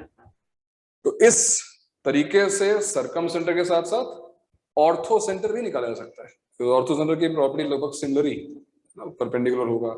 इस बार सीपी डॉट, मतलब वो तो और भी ज्यादा इजी होगा। इस बार तुम्हें प्रोजेक्शन यूज करना पड़ा क्योंकि यहाँ पे बाइसेक्ट कर रहा है। बट इमेजिन करो कि ऑर्थो सेंटर होता तो बड़े आराम से हम कह सकते थे कि जो एपी equal to वेक्टर होगा 0. वो बीसी के परपेंडिकुलर है। तो simply AP dot BC equal to 0 हम डायरेक्टली कर सकते हैं। चलो ठीक है। अब बढ़ते हैं आगे। नेक्स्ट स्लाइड दिखाओ यार। ठीक है। हाँ, अब हमारा नेक्स्ट पॉइंट जो है वो है डायरेक्शन कोसाइंस और डायरेक्शन रेशियोज। कुछ लोगों के लिए दो टर्म्स बिल्कुल नहीं होंगी और कुछ लोगों ने जिन्होंने कॉलेज लेक्चर थोड़ा सा भी ध्यान से पढ़ा होगा उनको डायरेक्शन कोसाइंस और डायरेक्शन रेशियोज पता होंगे, है ना? तो पहले तुम स्लाइड पढ़ लो क्योंकि इसमें कुछ ऐसा है नहीं जो तुम्हें कंफ्यूज करे। देखो क्या लिखा हुआ है 2 डायमेंशनल ज्योमेट्री में जो हमने पढ़ा था। अच्छा, डायरेक्शन रेशियोज और डायरेक्शन कोसाइंस पढ़ने से पहले, जानने से पहले समझो कि इसकी जरूरत क्या है। डायरेक्शन कोसाइंस, देखो वर्ड डायरेक्शन यहाँ पे यूज किया है। 2D ज्योमेट्री में हमने स्लोप के बारे में पहले पढ़ा था, फिर हम पहुंचे थे इक्वेशन ऑफ स्ट्रेट लाइन पे। स्लोप के बारे में क्यों पढ़ा हमने? स्लोप के बारे में इसलिए पढ़ा बिकॉज अगर हम ये पता कर लेंगे कि किसी लाइन का एक्स एक्सिस के साथ एंगल क्या है, तो एक्स एक्सिस से उसका एंगल क्या है ये अगर हम पता कर लें 2D ज्योमेट्री में, एक्स एक्सिस से उसका एंगल क्या है, मान लो भी 3D नहीं है 2D है, तो वाई एक्सिस से तो उसका एंगल अपने आप फिक्स हो गया ना भाई। तो इतना काफी था, इसलिए हमने पहले स्लोप पढ़ लिया। स्लोप पढ़ते हमको लाइन की डायरेक्शन मिल गई। लेकिन 3D ज्योमेट्री में अगर हमें किसी लाइन की डायरेक्शन जाननी हो तो क्या ये इंफॉर्मेशन सफिशिएंट है कि ये लाइन एक्स एक्सिस से थीटा एंगल फॉर्म कर रही है? What do you think? अगर हम तो बताओ लाइन पूरा कोन ऑफ लाइंस बन जाएगा। yes, yes. अगर मैं कहूंगा कि ये लाइन 3D में इस लाइन के साथ या इस एक्सिस के साथ थीटा एंगल फॉर्म कर रही है, तो तुम देख रहे हो तुम इस लाइन को रोटेट करते रहोगे, कोन जैसी शेप बन जाएगी। हमारे पास ऐसी इनफाइनाइट लाइंस हैं जो थीटा एंगल फॉर्म करती है। इनफैक्ट तो वैसे भी मूव कर सकते हैं, but without moving this point of intersection we can actually form a cone, and in this cone every line will form theta angle with x axis. अच्छा ठीक है। What if I give you angles formed by this line with 2 of the axis? Let's say x axis से भी angle दिया और y axis से भी angle दे दिया। Now what do you think? सोच के बताओ। अगर तुम्हें पॉजिटिव x axis और पॉजिटिव y axis दोनों से एंगल दे दिया जाए तो क्या इस लाइन की डायरेक्शन फिक्स हो जाएगी? केवल 3D में 3D में फिक्स हो जाएगी। एक प्लेन बन जाएगा ना? क्या बन जाएगा? प्लेन बन जाएगा। प्लेन बन जाएगा तो प्लेन तो इनफाइनाइट लाइंस होती हैं भाई। कुछ क्या बोल रहे हो तुम? प्लेन बन जाएगा। Z के अलोंग मूव कर सकते हैं ना, keeping the angle same, define नहीं रहेगा। देखो मैं फिर कह रहा हूं, अगर तुम लाइन को मूव शिफ्ट में कंफ्यूजन है तो मैं बता दूं ये लाइन मेरी ओरिजिन से पास कर रही है। ठीक है, मेरी लाइन जो लाइन है वो ओरिजिन से पास कर रही है। ठीक है, अब ये जो लाइन है वो एक्स एक्सिस से अल्फा एंगल बनाती है। एक्स एक्सिस से अल्फा एंगल बनाती है। मैं तुम्हें अल्फा दे दिया, अल्फा सपोज 30 है। वाई एक्सिस से ये 75 डिग्रीज या बीटा मान लो, बीटा एंगल बनाती है। ये दो चीजें देने के बाद मेरा क्वेश्चन ये है कि क्या हमारी लाइन, इस लाइन की डायरेक्शन फिक्स हो चुकी है? नहीं सर। नहीं सर। नहीं सर। क्यों नहीं? क्यों? रीजन? 2 लाइंस पॉसिबल है सर। फिर Z उसको चेंज कर सकते हैं। 2 लाइंस पॉसिबल हैं, ये तुम इसलिए कह रहे हो? किस लिए कह रहे हो सर? अगर मैं x का एक कोन बना दूं और एक बार तो वो 2 जगह इंटरसेक्ट करेगा। अभी हमने कोन की बात की थी ना, तुम लोग बहुत जल्दी भूलते हो। ये लोग बिल्कुल सही कह रहे हैं। शौनक ने बिल्कुल सही कहा कि अगर हमने कहा था कि एक्स एक्सिस से अगर हम केवल एंगल देंगे तो कोन बनेगा। एक कोन बनेगा, रोटेट करो उस लाइन को, इसके अबाउट कोन बनेगा। वाई एक्सिस के अबाउट अगर एंगल पता है तो यहां भी कोन बनेगा, यहां भी एक कोन बन रहा है। और अगर हम कह रहे हैं कि एक्स एक्सिस से भी वो एंगल मेंटेन रखना है, वाई एक्सिस से भी वो एंगल मेंटेन रखना है, तो इस कोन को, इन दोनों कोन्स को इंटरसेक्ट करना पड़ेगा। अब इमेजिन करो कि कोन के वर्टिसेस सेम है, क्योंकि हम ओरिजिन हमने फिक्स रखा हुआ है, दो कोन्स के वर्टिसेस सेम है, तो दोनों कोन्स मैक्सिमम कितनी लाइंस पे इंटरसेक्ट कर सकते हैं? वर्टिसेस अगर सेम है तो दो कोन्स, आई डोंट नो मैं कितना अच्छा डायग्राम बना पाऊंगा इसका, चलो ट्राई करते हैं। जैसे मान लो एक कोन ये है, ये इसका वर्टेक्स है, अब एक और कोन बनाया जाए keeping the vertex same, keeping the vertex same, like ऐसा कुछ जो उसको इंटरसेक्ट कर रहा है, तो कितने पॉइंट्स, सॉरी कितनी लाइंस ऑफ इंटरसेक्शन आएंगी? ये 3D है, कितनी लाइंस ऑफ इंटरसेक्शन आनी चाहिए मैक्सिमम? 2 ही आएंगे। दो से ज्यादा नहीं आ सकते। 2 से नहीं हो सकती, ये हॉलो कोन है भाई, कोई प्लेन में मत सोचना, ठीक है? तो 2 से ज्यादा लाइन हो ही नहीं सकती यार, है ना? एक लाइन इधर आएगी इस सरफेस पे, एक लाइन इधर आएगी इस सरफेस पे, 2 ज्यादा थोड़ी ना हो सकती। दिख रहा है तुमको? तो अभी भी 2 पॉसिबिलिटीज है, अभी भी 2 पॉसिबिलिटीज है, बट 2 का मतलब फाइनाइट तो हो गया ना, इनफाइनाइट तो नहीं है ना, है कि नहीं? तो अगर हम 3D ज्योमेट्री में हैं तो कम से कम एक से तो काम नहीं चलेगा, तो कंफर्म है, कम से कम 2 एक्सिस से हमको एंगल चाहिए। अब क्योंकि यहाँ पे 2 पॉसिबिलिटीज हैं, तो उसको हम अभी डिस्कस करते हैं कि वो 2 पॉसिबिलिटीज हैं क्या, कैसे उसको यूनिक में कन्वर्ट किया जाए। तो अभी तुमने जो डिस्कशन किया उसमें क्या कहा मैंने कि एक हमारे पास लाइन है और ये लाइन ओरिजिन से पास करती है मान लो, और हमें क्या पता है, हमको पता है ये लाइन एक्स एक्सिस से अल्फा एंगल फॉर्म कर रही है, वाई एक्सिस से सपोज बीटा एंगल फॉर्म कर रही है, एक्स एक्सिस वाई एक्सिस, और जेड एक्सिस से सपोज ये गामा एंगल फॉर्म कर रही है। अगर मैंने तीनों एक्सिस से एंगल फॉर्म करवा दिया तो मैं बता दिया, अब तो लाइन फिक्स हो गई भाई, अब तो उसकी डायरेक्शन फिक्स हो गई, बताओ? हाँ सर। बात सही है? हाँ सर। तो अल्फा बीटा गामा अगर हमको तीनों दिए जाएं तो डेफिनेटली हमको एक यूनिक लाइन मिलेगी। ये unique line means passing through origin है ना, उसको अभी भी हम शिफ्ट तो कर ही सकते हैं। लाइन की डायरेक्शन डेफिनेटली फिक्स हो जाएगी, राइट? बट जरा इससे आगे बढ़ने से पहले अगर यही काम मैंने तुम्हें कहा होता, सेम यही काम करने को कहा होता इन टर्म्स ऑफ वेक्टर्स, मैंने तुम्हें कहा होता कि एक लाइन की डायरेक्शन मुझे फिक्स करनी है, कैसे फिक्स करोगे? तो बताए वहां पे काम कितना आसान था। तुम्हें केवल ये बोलना था a line parallel to a given vector, होगी लाइन डायरेक्शन फिक्स। भैया हमारा वेक्टर है, सपोज ये वेक्टर है A I cap B J cap C K cap. इस वेक्टर के पैरेलल जो भी लाइन होगी उसकी डायरेक्शन तो फिक्स है भाई। डायरेक्शन फिक्स मतलब वो जो एक्स एक्सिस से एंगल बनाएगी, वो जो वाई एक्सिस से एंगल बनाएगी, या वो जो जेड एक्सिस से एंगल बनाएगी, वो तो फिक्स होगा ना भाई। तो ये काम वेक्टर्स में एक बार फिर बहुत इजी है और मैं उसको भी रिलेट करने वाला हूं।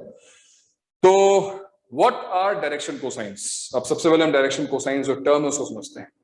डायरेक्शन कोसाइंस, डायरेक्शन ऑब्वियसली हमने भी बात की, एंगल्स, डायरेक्शन एंगल्स की बात की, x axis y axis z axis, positive x axis positive y axis positive z axis से एक लाइन जो एंगल फॉर्म कर रही है, अगर वो अल्फा बीटा गामा है, if you take cosines of these angles, these cosines of angles are called direction cosines. That's it. यानी कि cos alpha, cos beta and cos gamma, ये हैं direction cosines of a line.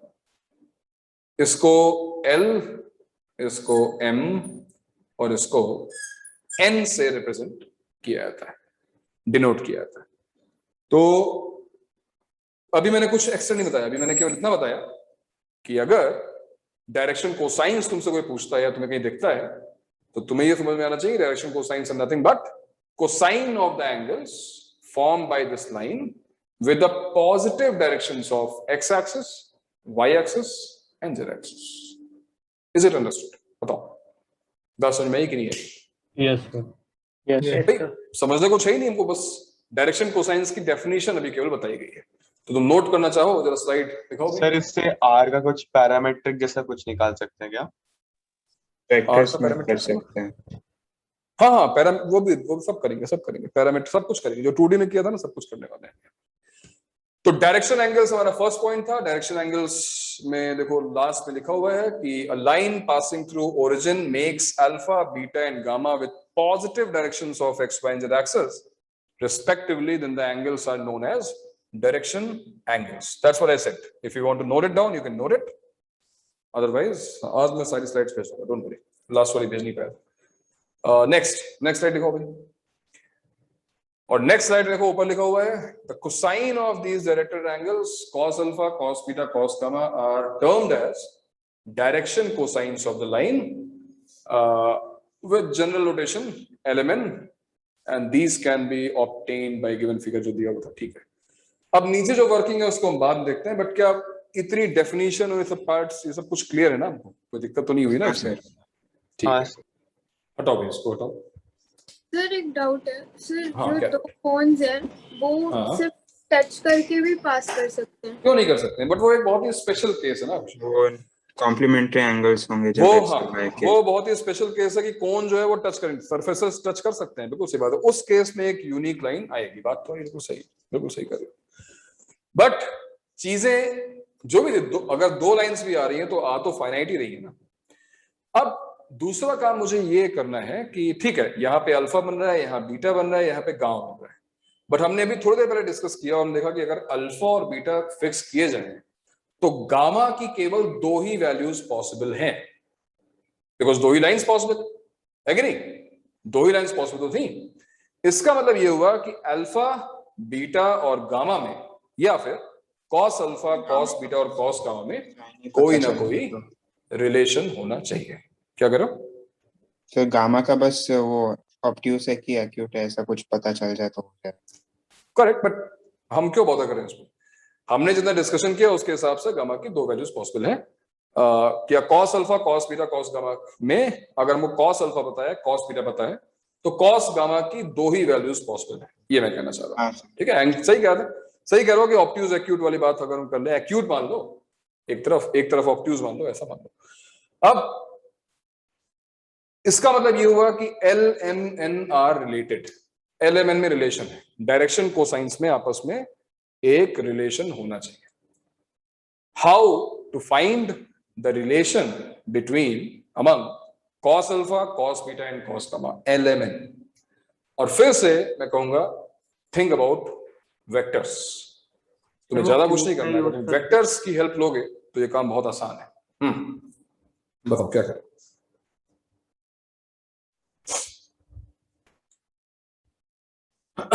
सबको समझ में आ रहा है मैं क्या करने की बात कर रहा हूं? मैं ये कह रहा हूं कि अगर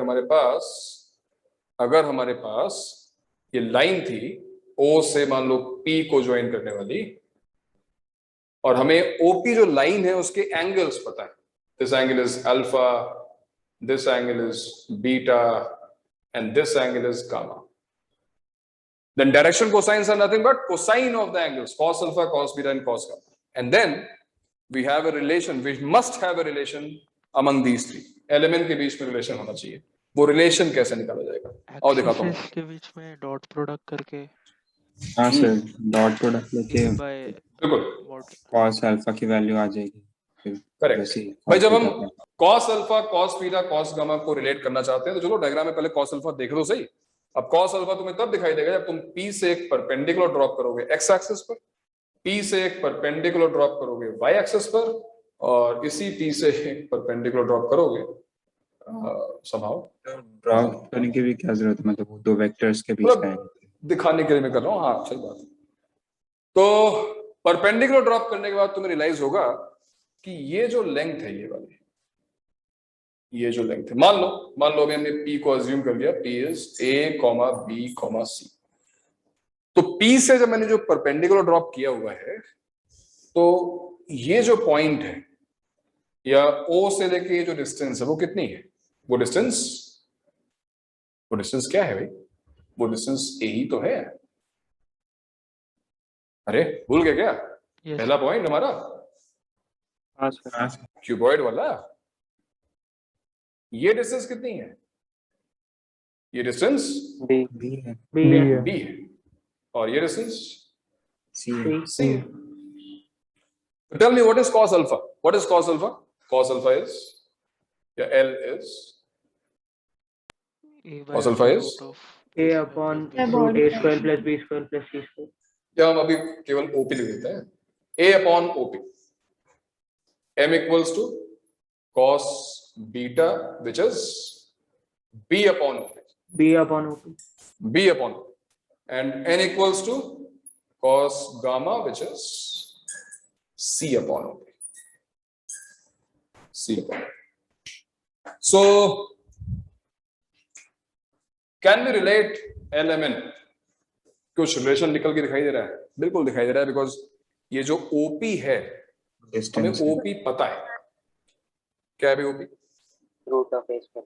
root of Root A A square plus B square plus plus C square. Root over A इसके स्क्वायर प्लस addition बी तो स्क्वायर प्लस सी स्क्वायर. तो हमको दिख रहा है कि अगर हम यहाँ पे स्क्वायर कर दें, यहाँ पे स्क्वायर कर दें, यहाँ पे स्क्वायर कर दें, और इन तीनों स्क्वायर्स को अगर हम ऐड कर दें, यानी कि मैं बात कर रहा हूँ L square plus M square plus N square की, क्या आएगा? A square plus B square plus C square upon OP square, and this is 1. So very nice relation, right? Direction cosines के बीच में काफी अच्छा सा एक रिलेशन आ गया. और इसका मतलब ये है कि अगर मुझे अल्फा बीटा दिए गए हैं, दो एंगल्स दिए गए हैं, तो देखो ये रिलेशन जो है वो क्वाड्रेटिक है. as we discussed, concluded that we must get two values. Yes, we will get two values. See, L और M अगर पता है तो इनकी दो वैल्यूज आएंगी, वो भले ही प्लस माइनस समथिंग आए, बट आएंगी दो, है ना? क्यों भाई, बताओ, बात सही है? समझ आ रही है? Yes. Yes, sir. Okay, note करो इसको नोट करो. And this relation is important, क्योंकि इस पे जो है मेन में या सीईटी वीटी में इस पे क्वेश्चंस पूछ लिए जाते हैं. तो नोट करो इसको. L square plus M square plus N square equals to 1. तब तो चलो बोर्ड भी जरा करा लिया जाए.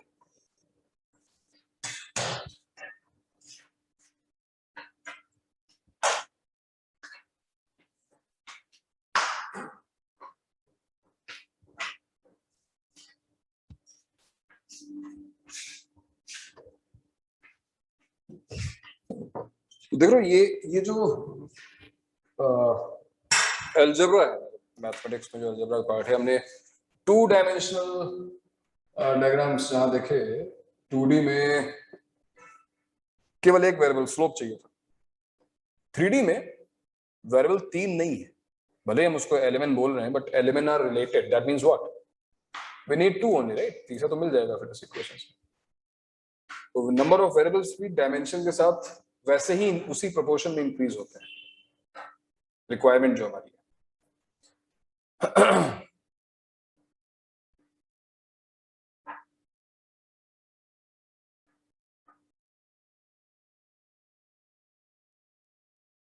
हो गया?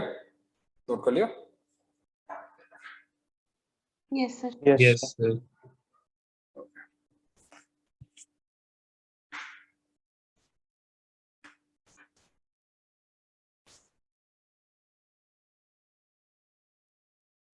ये 2-3 क्वेश्चंस, 3-4 क्वेश्चंस है. इसमें पहला क्वेश्चन अभी बता दो. खैर कुछ है नहीं, बट स्टिल चलो ठीक है, टाइम पास है. क्या होगा अभी पहले क्वेश्चन का answer? If a line makes 90, 135, 45 with x, y, z axis respectively, find its direction cosines. क्या होंगे इसके डायरेक्शन cosines? अब मतलब आसान है तो बोलना, आंसर तो बोलना पड़ेगा ना यार. 0 बोलोगे नहीं? 1/√2 -1/2 plus 1/2. 0 minus 1/2 minus 1/√2 1/√2. ये क्वेश्चन तुम्हें बेवकूफ बना सकता है. मान लो मैंने बोला तो 90, 60, 45. अब आंसर क्या होता है? If a line makes 90, 60, 45 with x, y, z axis, what will be direction cosines? Sir 60 और 45 में पैर बन ही नहीं रहा ना, मतलब बन हो ही रहा. हाँ सर, पॉसिबल ही नहीं. पॉसिबल ही नहीं है. ऐसा नहीं कोई भी 3 रैंडम एंगल्स दे दिए जाएंगे, तुम बस कॉस निकाल के आंसर दे दो.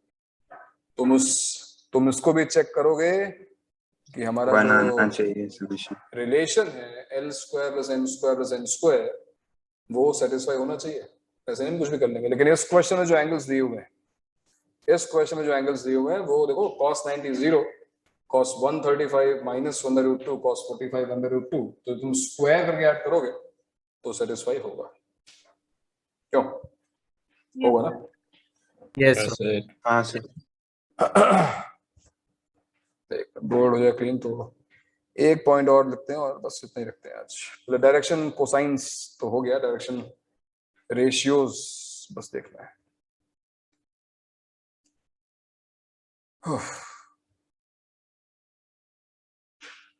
तुम्हारा भी एरिया अंडर कर्व्स और सब हो चुका ना, कैलकुलस में सब खत्म है? Yes. हाँ सर, सब हो गया। यस सर और क्वेश्चंस उसके सर वो सब अभी चल रहा है, बुकलेट अभी बाकी है। बुकलेट चल रहा है एरिया अंडर। हाँ सर हाँ सर, एरिया का बुकलेट। ओके। तो एरिया वैसे एक क्वेश्चन कंफर्म है मतलब आने का, एडवांस में भी और मेन में भी, तो एरिया कर लेना। और बस तुम डायग्राम बनाना अगर सीख लो तो उसमें कुछ है नहीं फंक्शंस। क्या पूछ रहे हो? पूछ रहा है कि डेफिनेट से कितने आते हैं? डेफिनेट से, डेफिनेट मतलब देखो ज्यादा चांसेस डेफिनेट के ही है क्वेश्चन आने के, डेफिनेट से सबसे ज्यादा चांसेस डेफिनेट के। तो पूरी इंटीग्रल कैलकुलस में सबसे इंपॉर्टेंट तो डेफिनेट ही है। तो क्वेश्चन आएंगे एडवांस में, मेन में मैक्सिमम क्वेश्चंस डेफिनेट के आते हैं, बट यस कभी कभी इनडेफिनेट और कभी कभी बाकी से भी आते हैं। बट ये तो है कि रिसेंटली देखोगे तो एरिया के काफी क्वेश्चंस पूछते हैं मेन और एडवांस में भी। तो एरिया वाले क्वेश्चन होते भी बड़े इजी से हैं। एक अगर बनाने की जरूरत पड़े तो डायग्राम बना लो, वरना कुछ है नहीं, क्योंकि उसमें जो इंटीग्रेशन वाला पार्ट है बहुत आसान होता है। इंटीग्रेशन वाला पार्ट उसमें डिफिकल्ट है नहीं। बस उसमें शेप्स हो सकता है बढ़ा दें, 3-4 शेप्स आ जाए तो उसमें कभी भी कंफ्यूजन होता है। बाकी फॉर्मूले के नाम पे 2-3 चीजें हैं तो कुछ है। तो इंटीग्रल कैलकुलस में तुमने इतना किया ही है तो 1-2 चैप्टर जो बचे हैं उसकी प्रैक्टिस कर डालो। लेकिन इंटीग्रल कैलकुलस क्या पूरी कैलकुलस कंबाइन कर दो तो उसके वेटेज के बराबर तो नहीं, बट 50% मैं कहूंगा वेक्टर 3D है। मतलब अगर 4 मार्क्स के क्वेश्चन या 10 मार्क्स के क्वेश्चन मान लो इंटीग्रल कैलकुलस से आते हैं या कैलकुलस से आते हैं, तो कम से कम 3 से 5 मार्क्स के क्वेश्चन जो है वेक्टर 3D से आएंगे। तो वेक्टर 3D केवल एक चैप्टर जो है वो इतना इंपॉर्टेंट है। उसका हाफ हाँ? वेटेज क्या होता है? मतलब मैं कह रहा हूँ कि प्रैक्टिस करते रहो, ये दोनों इंपॉर्टेंट हैं, इंटीग्रल कैलकुलस और वेक्टर 3D। और इसीलिए मैंने वेक्टर 3D में सब टॉपिक वाइज असाइनमेंट्स में दिए हैं करने के लिए, और एक्स्ट्रा भी कुछ करने को नहीं दिया है तो करो उसको। तुम कहते हो कि तुमने कुछ किया नहीं, तुम ये कर रहे हो वो कर रहे हो। कम से कम चलो 20 क्वेश्चन थे तो 20 क्वेश्चन नहीं किए तुमने, कोई बात नहीं, 10-11 तो कर लेते। 10-11 करने चाहिए थे ना, हो गया ठीक है, करो प्रेस करो। हाँ भाई, अब मैं ये चाह रहा था कि क्योंकि हमने अभी अभी 3D में चीजों को देखा समझा, अच्छी बात थी, हर पॉइंट पर 3D को वेक्टर से रिलेट कर लेना बेटर होता है। तो एक बार फिर हम इस 3D को, इस डायरेक्शन कोसाइंस को वेक्टर से रिलेट करके देखते हैं। अब अज्यूम करो मैं कहता हूं कि हमारे पास एक लाइन है और हमेशा पासिंग थ्रू ओरिजिन में इसलिए बना रहा हूं कि हमेशा हम लाइन को शिफ्ट करके ओरिजिन पे ला सकते हैं, कोई भी लाइन। अगर हम लाइन को पैरेलल रखते हुए शिफ्ट करेंगे तो उसके जो डायरेक्शंस हैं, उसके जो एंगल्स हैं वो चेंज नहीं होंगे ना।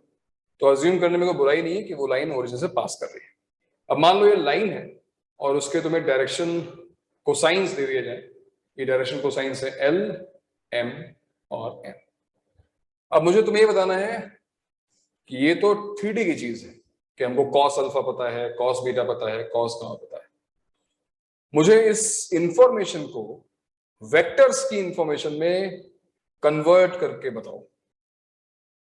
तो पहला स्टेटमेंट ये है, there is a line whose direction cosines are L, M, N. I want you to translate this, interpret this in vectors. Vectors में ये इंफॉर्मेशन क्या हो? सर डॉट प्रोडक्ट जैसा कुछ आ जाएगा। नहीं, और सोचो। तो फिर कह रहा हूं कि अगर हमारे पास LMN है तो हमारे पास ये तीनों एंगल्स हैं, cos alpha, cos beta, cos gamma, in fact cosines of the angles. तो वेक्टर की फॉर्म में इस लाइन के, अब लाइन के लिए हमारे पास क्या इंफॉर्मेशन है?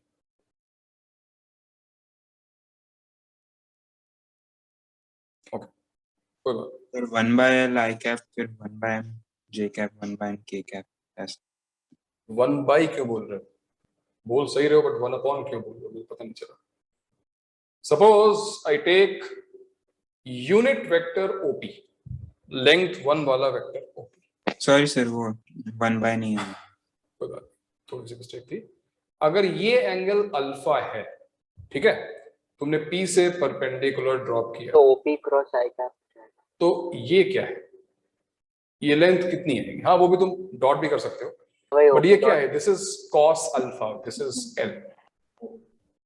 ऐसे ही इधर क्या आएगा? मतलब अगर मैं इसको वेक्टर ट्रीट करूं, अगर मैं इसको वेक्टर ट्रीट करूं तो ये है LI cap, this is MJ cap. MJ cap, and this is NK cap. So what is OP vector? If OP is a unit vector, OP vector is LI cap plus MJ cap plus NK cap. Doesn't matter what we are going to learn in 3D. जैसे तुमने उसको vectors में convert किया, बहुत सारी चीजें, मतलब समझ लो ना, जो मतलब मुझे लगता है 3 टाइम्स शॉर्ट हो जाती है, बिकॉज तीनों चीजें एक साथ लिखी हुई है। इफ OP कैप या OP की डायरेक्शन में जो यूनिट वेक्टर है, it is LI cap plus MJ cap plus NK cap. Now let's reinterpret the information what we have in 3D। हमारे पास LMN है, तो हम एंगल्स या उसके कोसाइन पे जाएंगे ही क्यों? हमारे पास सीधे सीधे एक यूनिट वेक्टर है। कौन सा unit vector? LI cap, MJ cap, NK cap. और इस यूनिट वेक्टर और इस लाइन में, इस यूनिट वेक्टर और इस लाइन में क्या रिलेशन है? हमारी लाइन इस यूनिट वेक्टर के पैरेलल है। How cool is this? इससे अच्छा क्या हो सकता है? क्योंकि वेक्टर सुनते ही हमें तुरंत समझ में आ गया, हाँ भाई ये रहा वेक्टर। लाइन की डायरेक्शन का इससे अच्छा सेंस कौन दे सकता है?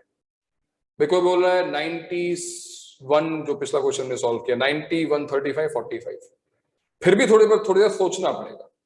बट जैसे कोई बोलेगा I cap, J cap, K cap, I cap plus J cap plus K cap, हमको लाइन की डायरेक्शन तुरंत दिख जाएगी, समझ में आ जाएगी, है कि नहीं? हालांकि दोनों सेम ही चीजें हैं, बट वेक्टर्स में हम कहीं ज्यादा कंफर्टेबल हैं।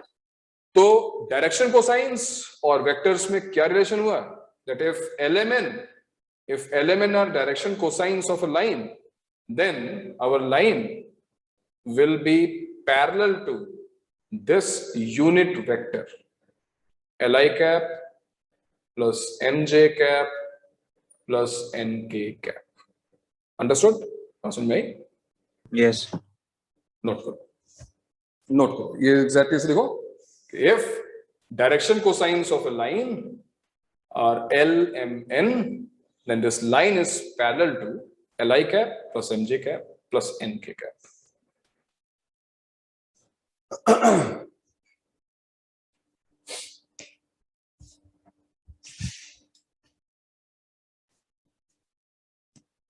हो गया?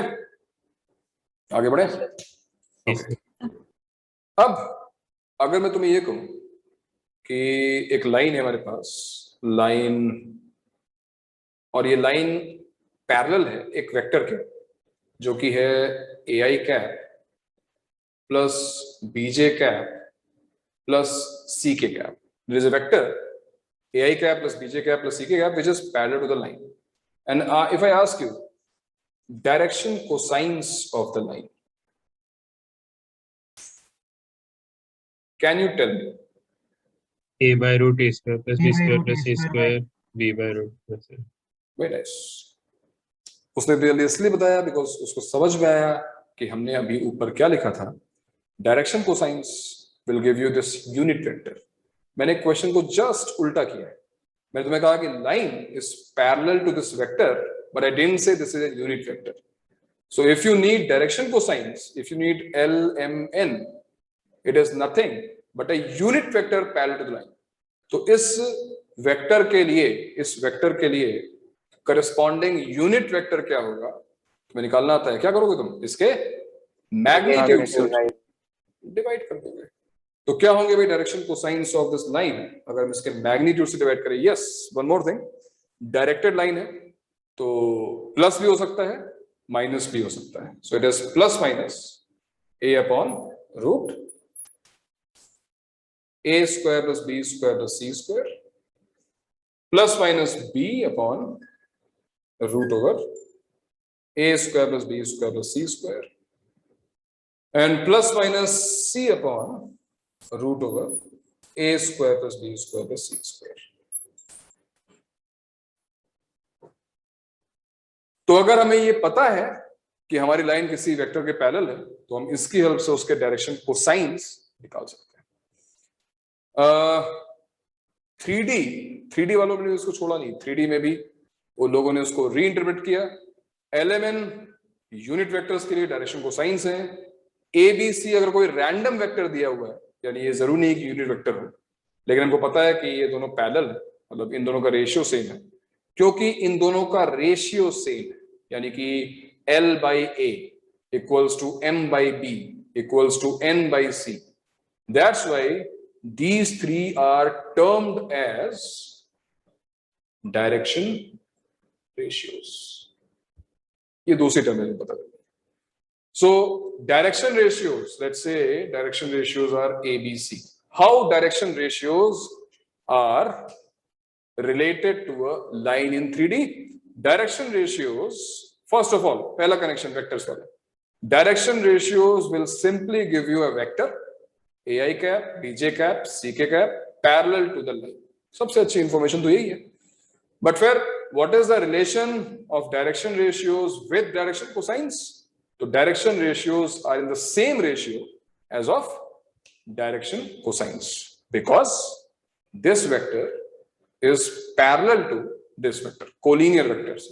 तो कोलिनियर वेक्टर्स में क्या रिलेशन होता है, उनके कोएफिशिएंट्स का रेशियो सेम होता है, राइट। तो डायरेक्शन रेशियो में हम लिख सकते हैं ऐसा कुछ, A ratio B ratio C is same as L ratio M ratio N, that's it. और अगर तुम्हें वैल्यू चाहिए तो ये L की वैल्यू, ये M की वैल्यू और N की value in terms of ABC, note करो।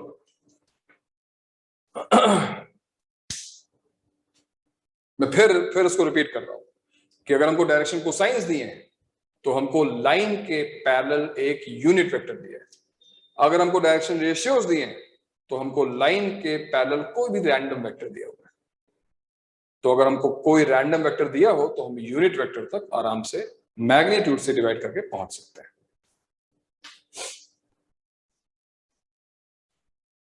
Now, can you tell me the direction cosines of a line which will make equal acute angles with positive directions of x, y and z?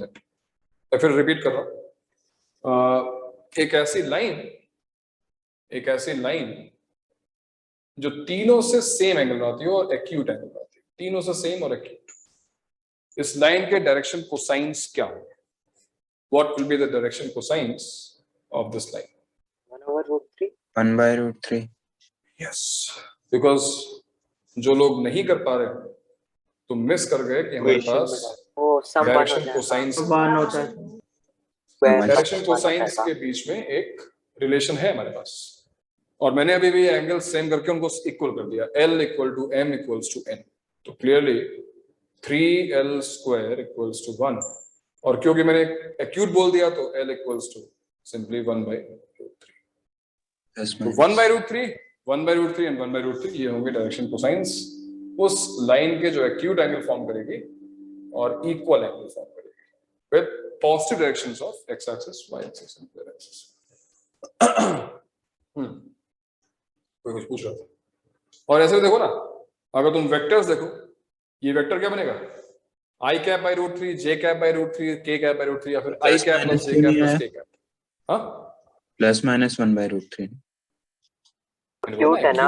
Acute है। Accurate बने, तो cos alpha is plus √3।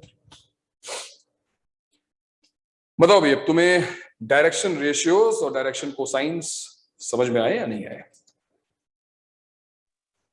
Sir Clear direction है या ratio फिर का अभी भी use थोड़ा क्या सा? है? वो बस एक हाँ, रैंडम वेक्टर है जिसका हम लोग यस यस, डायरेक्शन रेशियो कुछ नहीं, लेकिन डायरेक्शन रेशियो कभी कभी से हम क्वेश्चन में यूनिट डायरेक्शन वेक्टर और कोसाइन न देकर कोसाइंस डायरेक्शन निकाल रेशियो सकते दिया हैं। होगा। सर तो डायरेक्शन देखो, रेशियो जो है वो यूनिक नहीं होगा।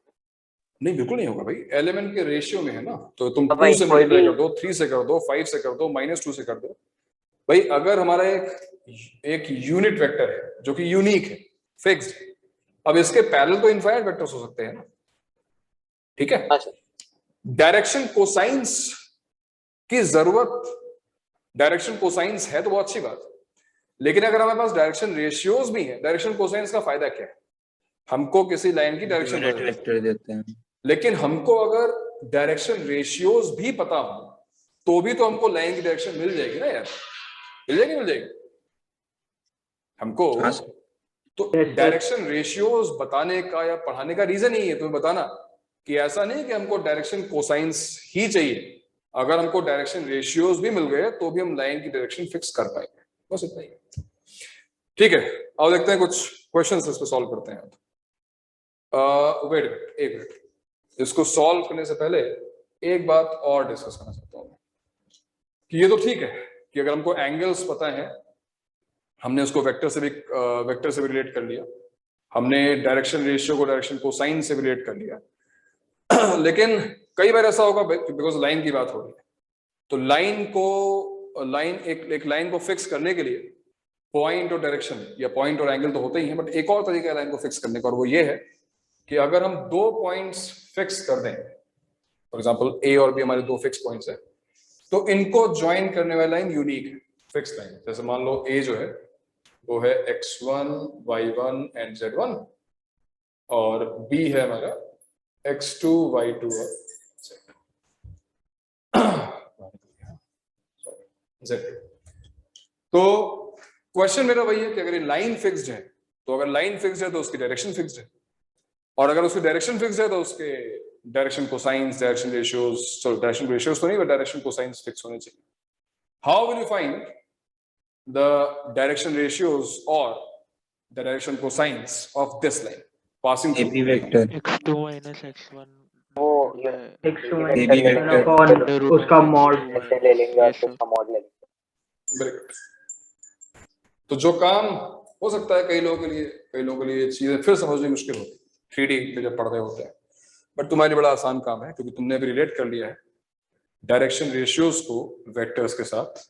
तो तुमको पता है कि तुम्हें अगर डायरेक्शन रेशियो ढूंढने हैं, तुम्हें बस एक वेक्टर चाहिए जो ए बी के पैरेलल, जो उस लाइन के पैरेलल, और ए बी के पैरेलल खुद ए बी वेक्टर है भाई। A B vector is nothing but x2 minus x1 i cap, y2 minus y1 j cap, and z2 minus z1 k cap. So if I ask you what are direction ratios here, direction वही हो ratios जाएगा। are x2 वही minus coefficients minus like x2 minus x1, y2 minus y1, and z2 minus z1. तो लिख लो उसको भी, एक statement लिख लो, the direction ratios of a line formed by joining 2 points x1 y1 z1 and x2 y2 z2 will be these.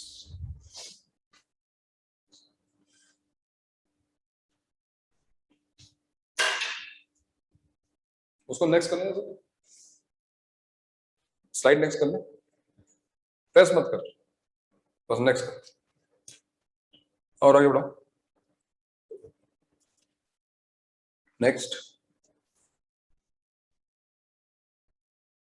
हाँ अब 3 press कर।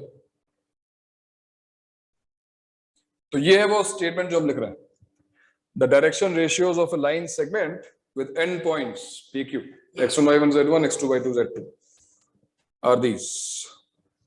और का मतलब वो ठीक है, इसमें से क्या सेपरेट कर रहे हो वो तुम्हारी चॉइस है। And after getting direction ratios we can find direction cosines also. क्यों भाई, मिल जाएगा ना direction cosines? yes yes yes sir next, अब देखो पहला एग्जांपल तो बड़ा आराम से हो गया था। दूसरा एग्जांपल है डायरेक्शन रेशियोज दिए हुए हैं, डायरेक्शन कोसाइंस फाइंड करने हैं। Should not take more than 10 second. जल्दी आंसर बताओ, आंसर क्या है? 6/7, 2/7, 3/7. Where 36 plus 4 plus 9 is 49, root 49 is 7, plus minus लगा सकते हो, है ना? Plus minus 6/7 plus minus 2/7 line बोल दिया तो सेम ही आएगा। क्या आएगा सेम? तो लाइन बोला है ना, वेक्टर नहीं बोला। हाँ तो क्या होगा? अच्छा सॉरी, ठीक। थर्ड देखो, direction cosines of the line joining the points, ये हमने अभी भी जस्ट खत्म किया, राइट? तो डायरेक्शन रेशियोज क्या आएंगे?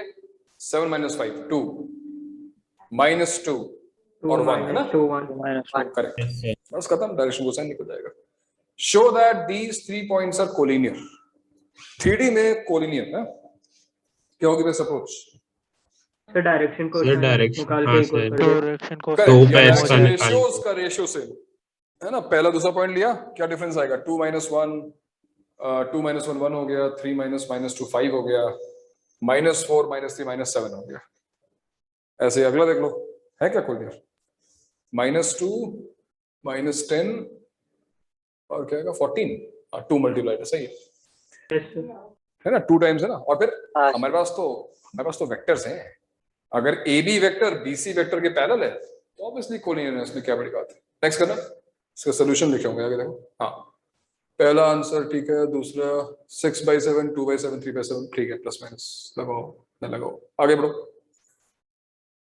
Solution 3 direction ratios of the line निकाला उसने, now direction cosines of the line, अब वो तो हम कर ही चुके थे। सोल्यूशन 4 में क्या किया है? वही रेशियो की बात हो रही है। 1 5 -7 -2 -10 14, फिर इनका रेशियो 1/-2 5/-10 -7/14, ये भी सेम है।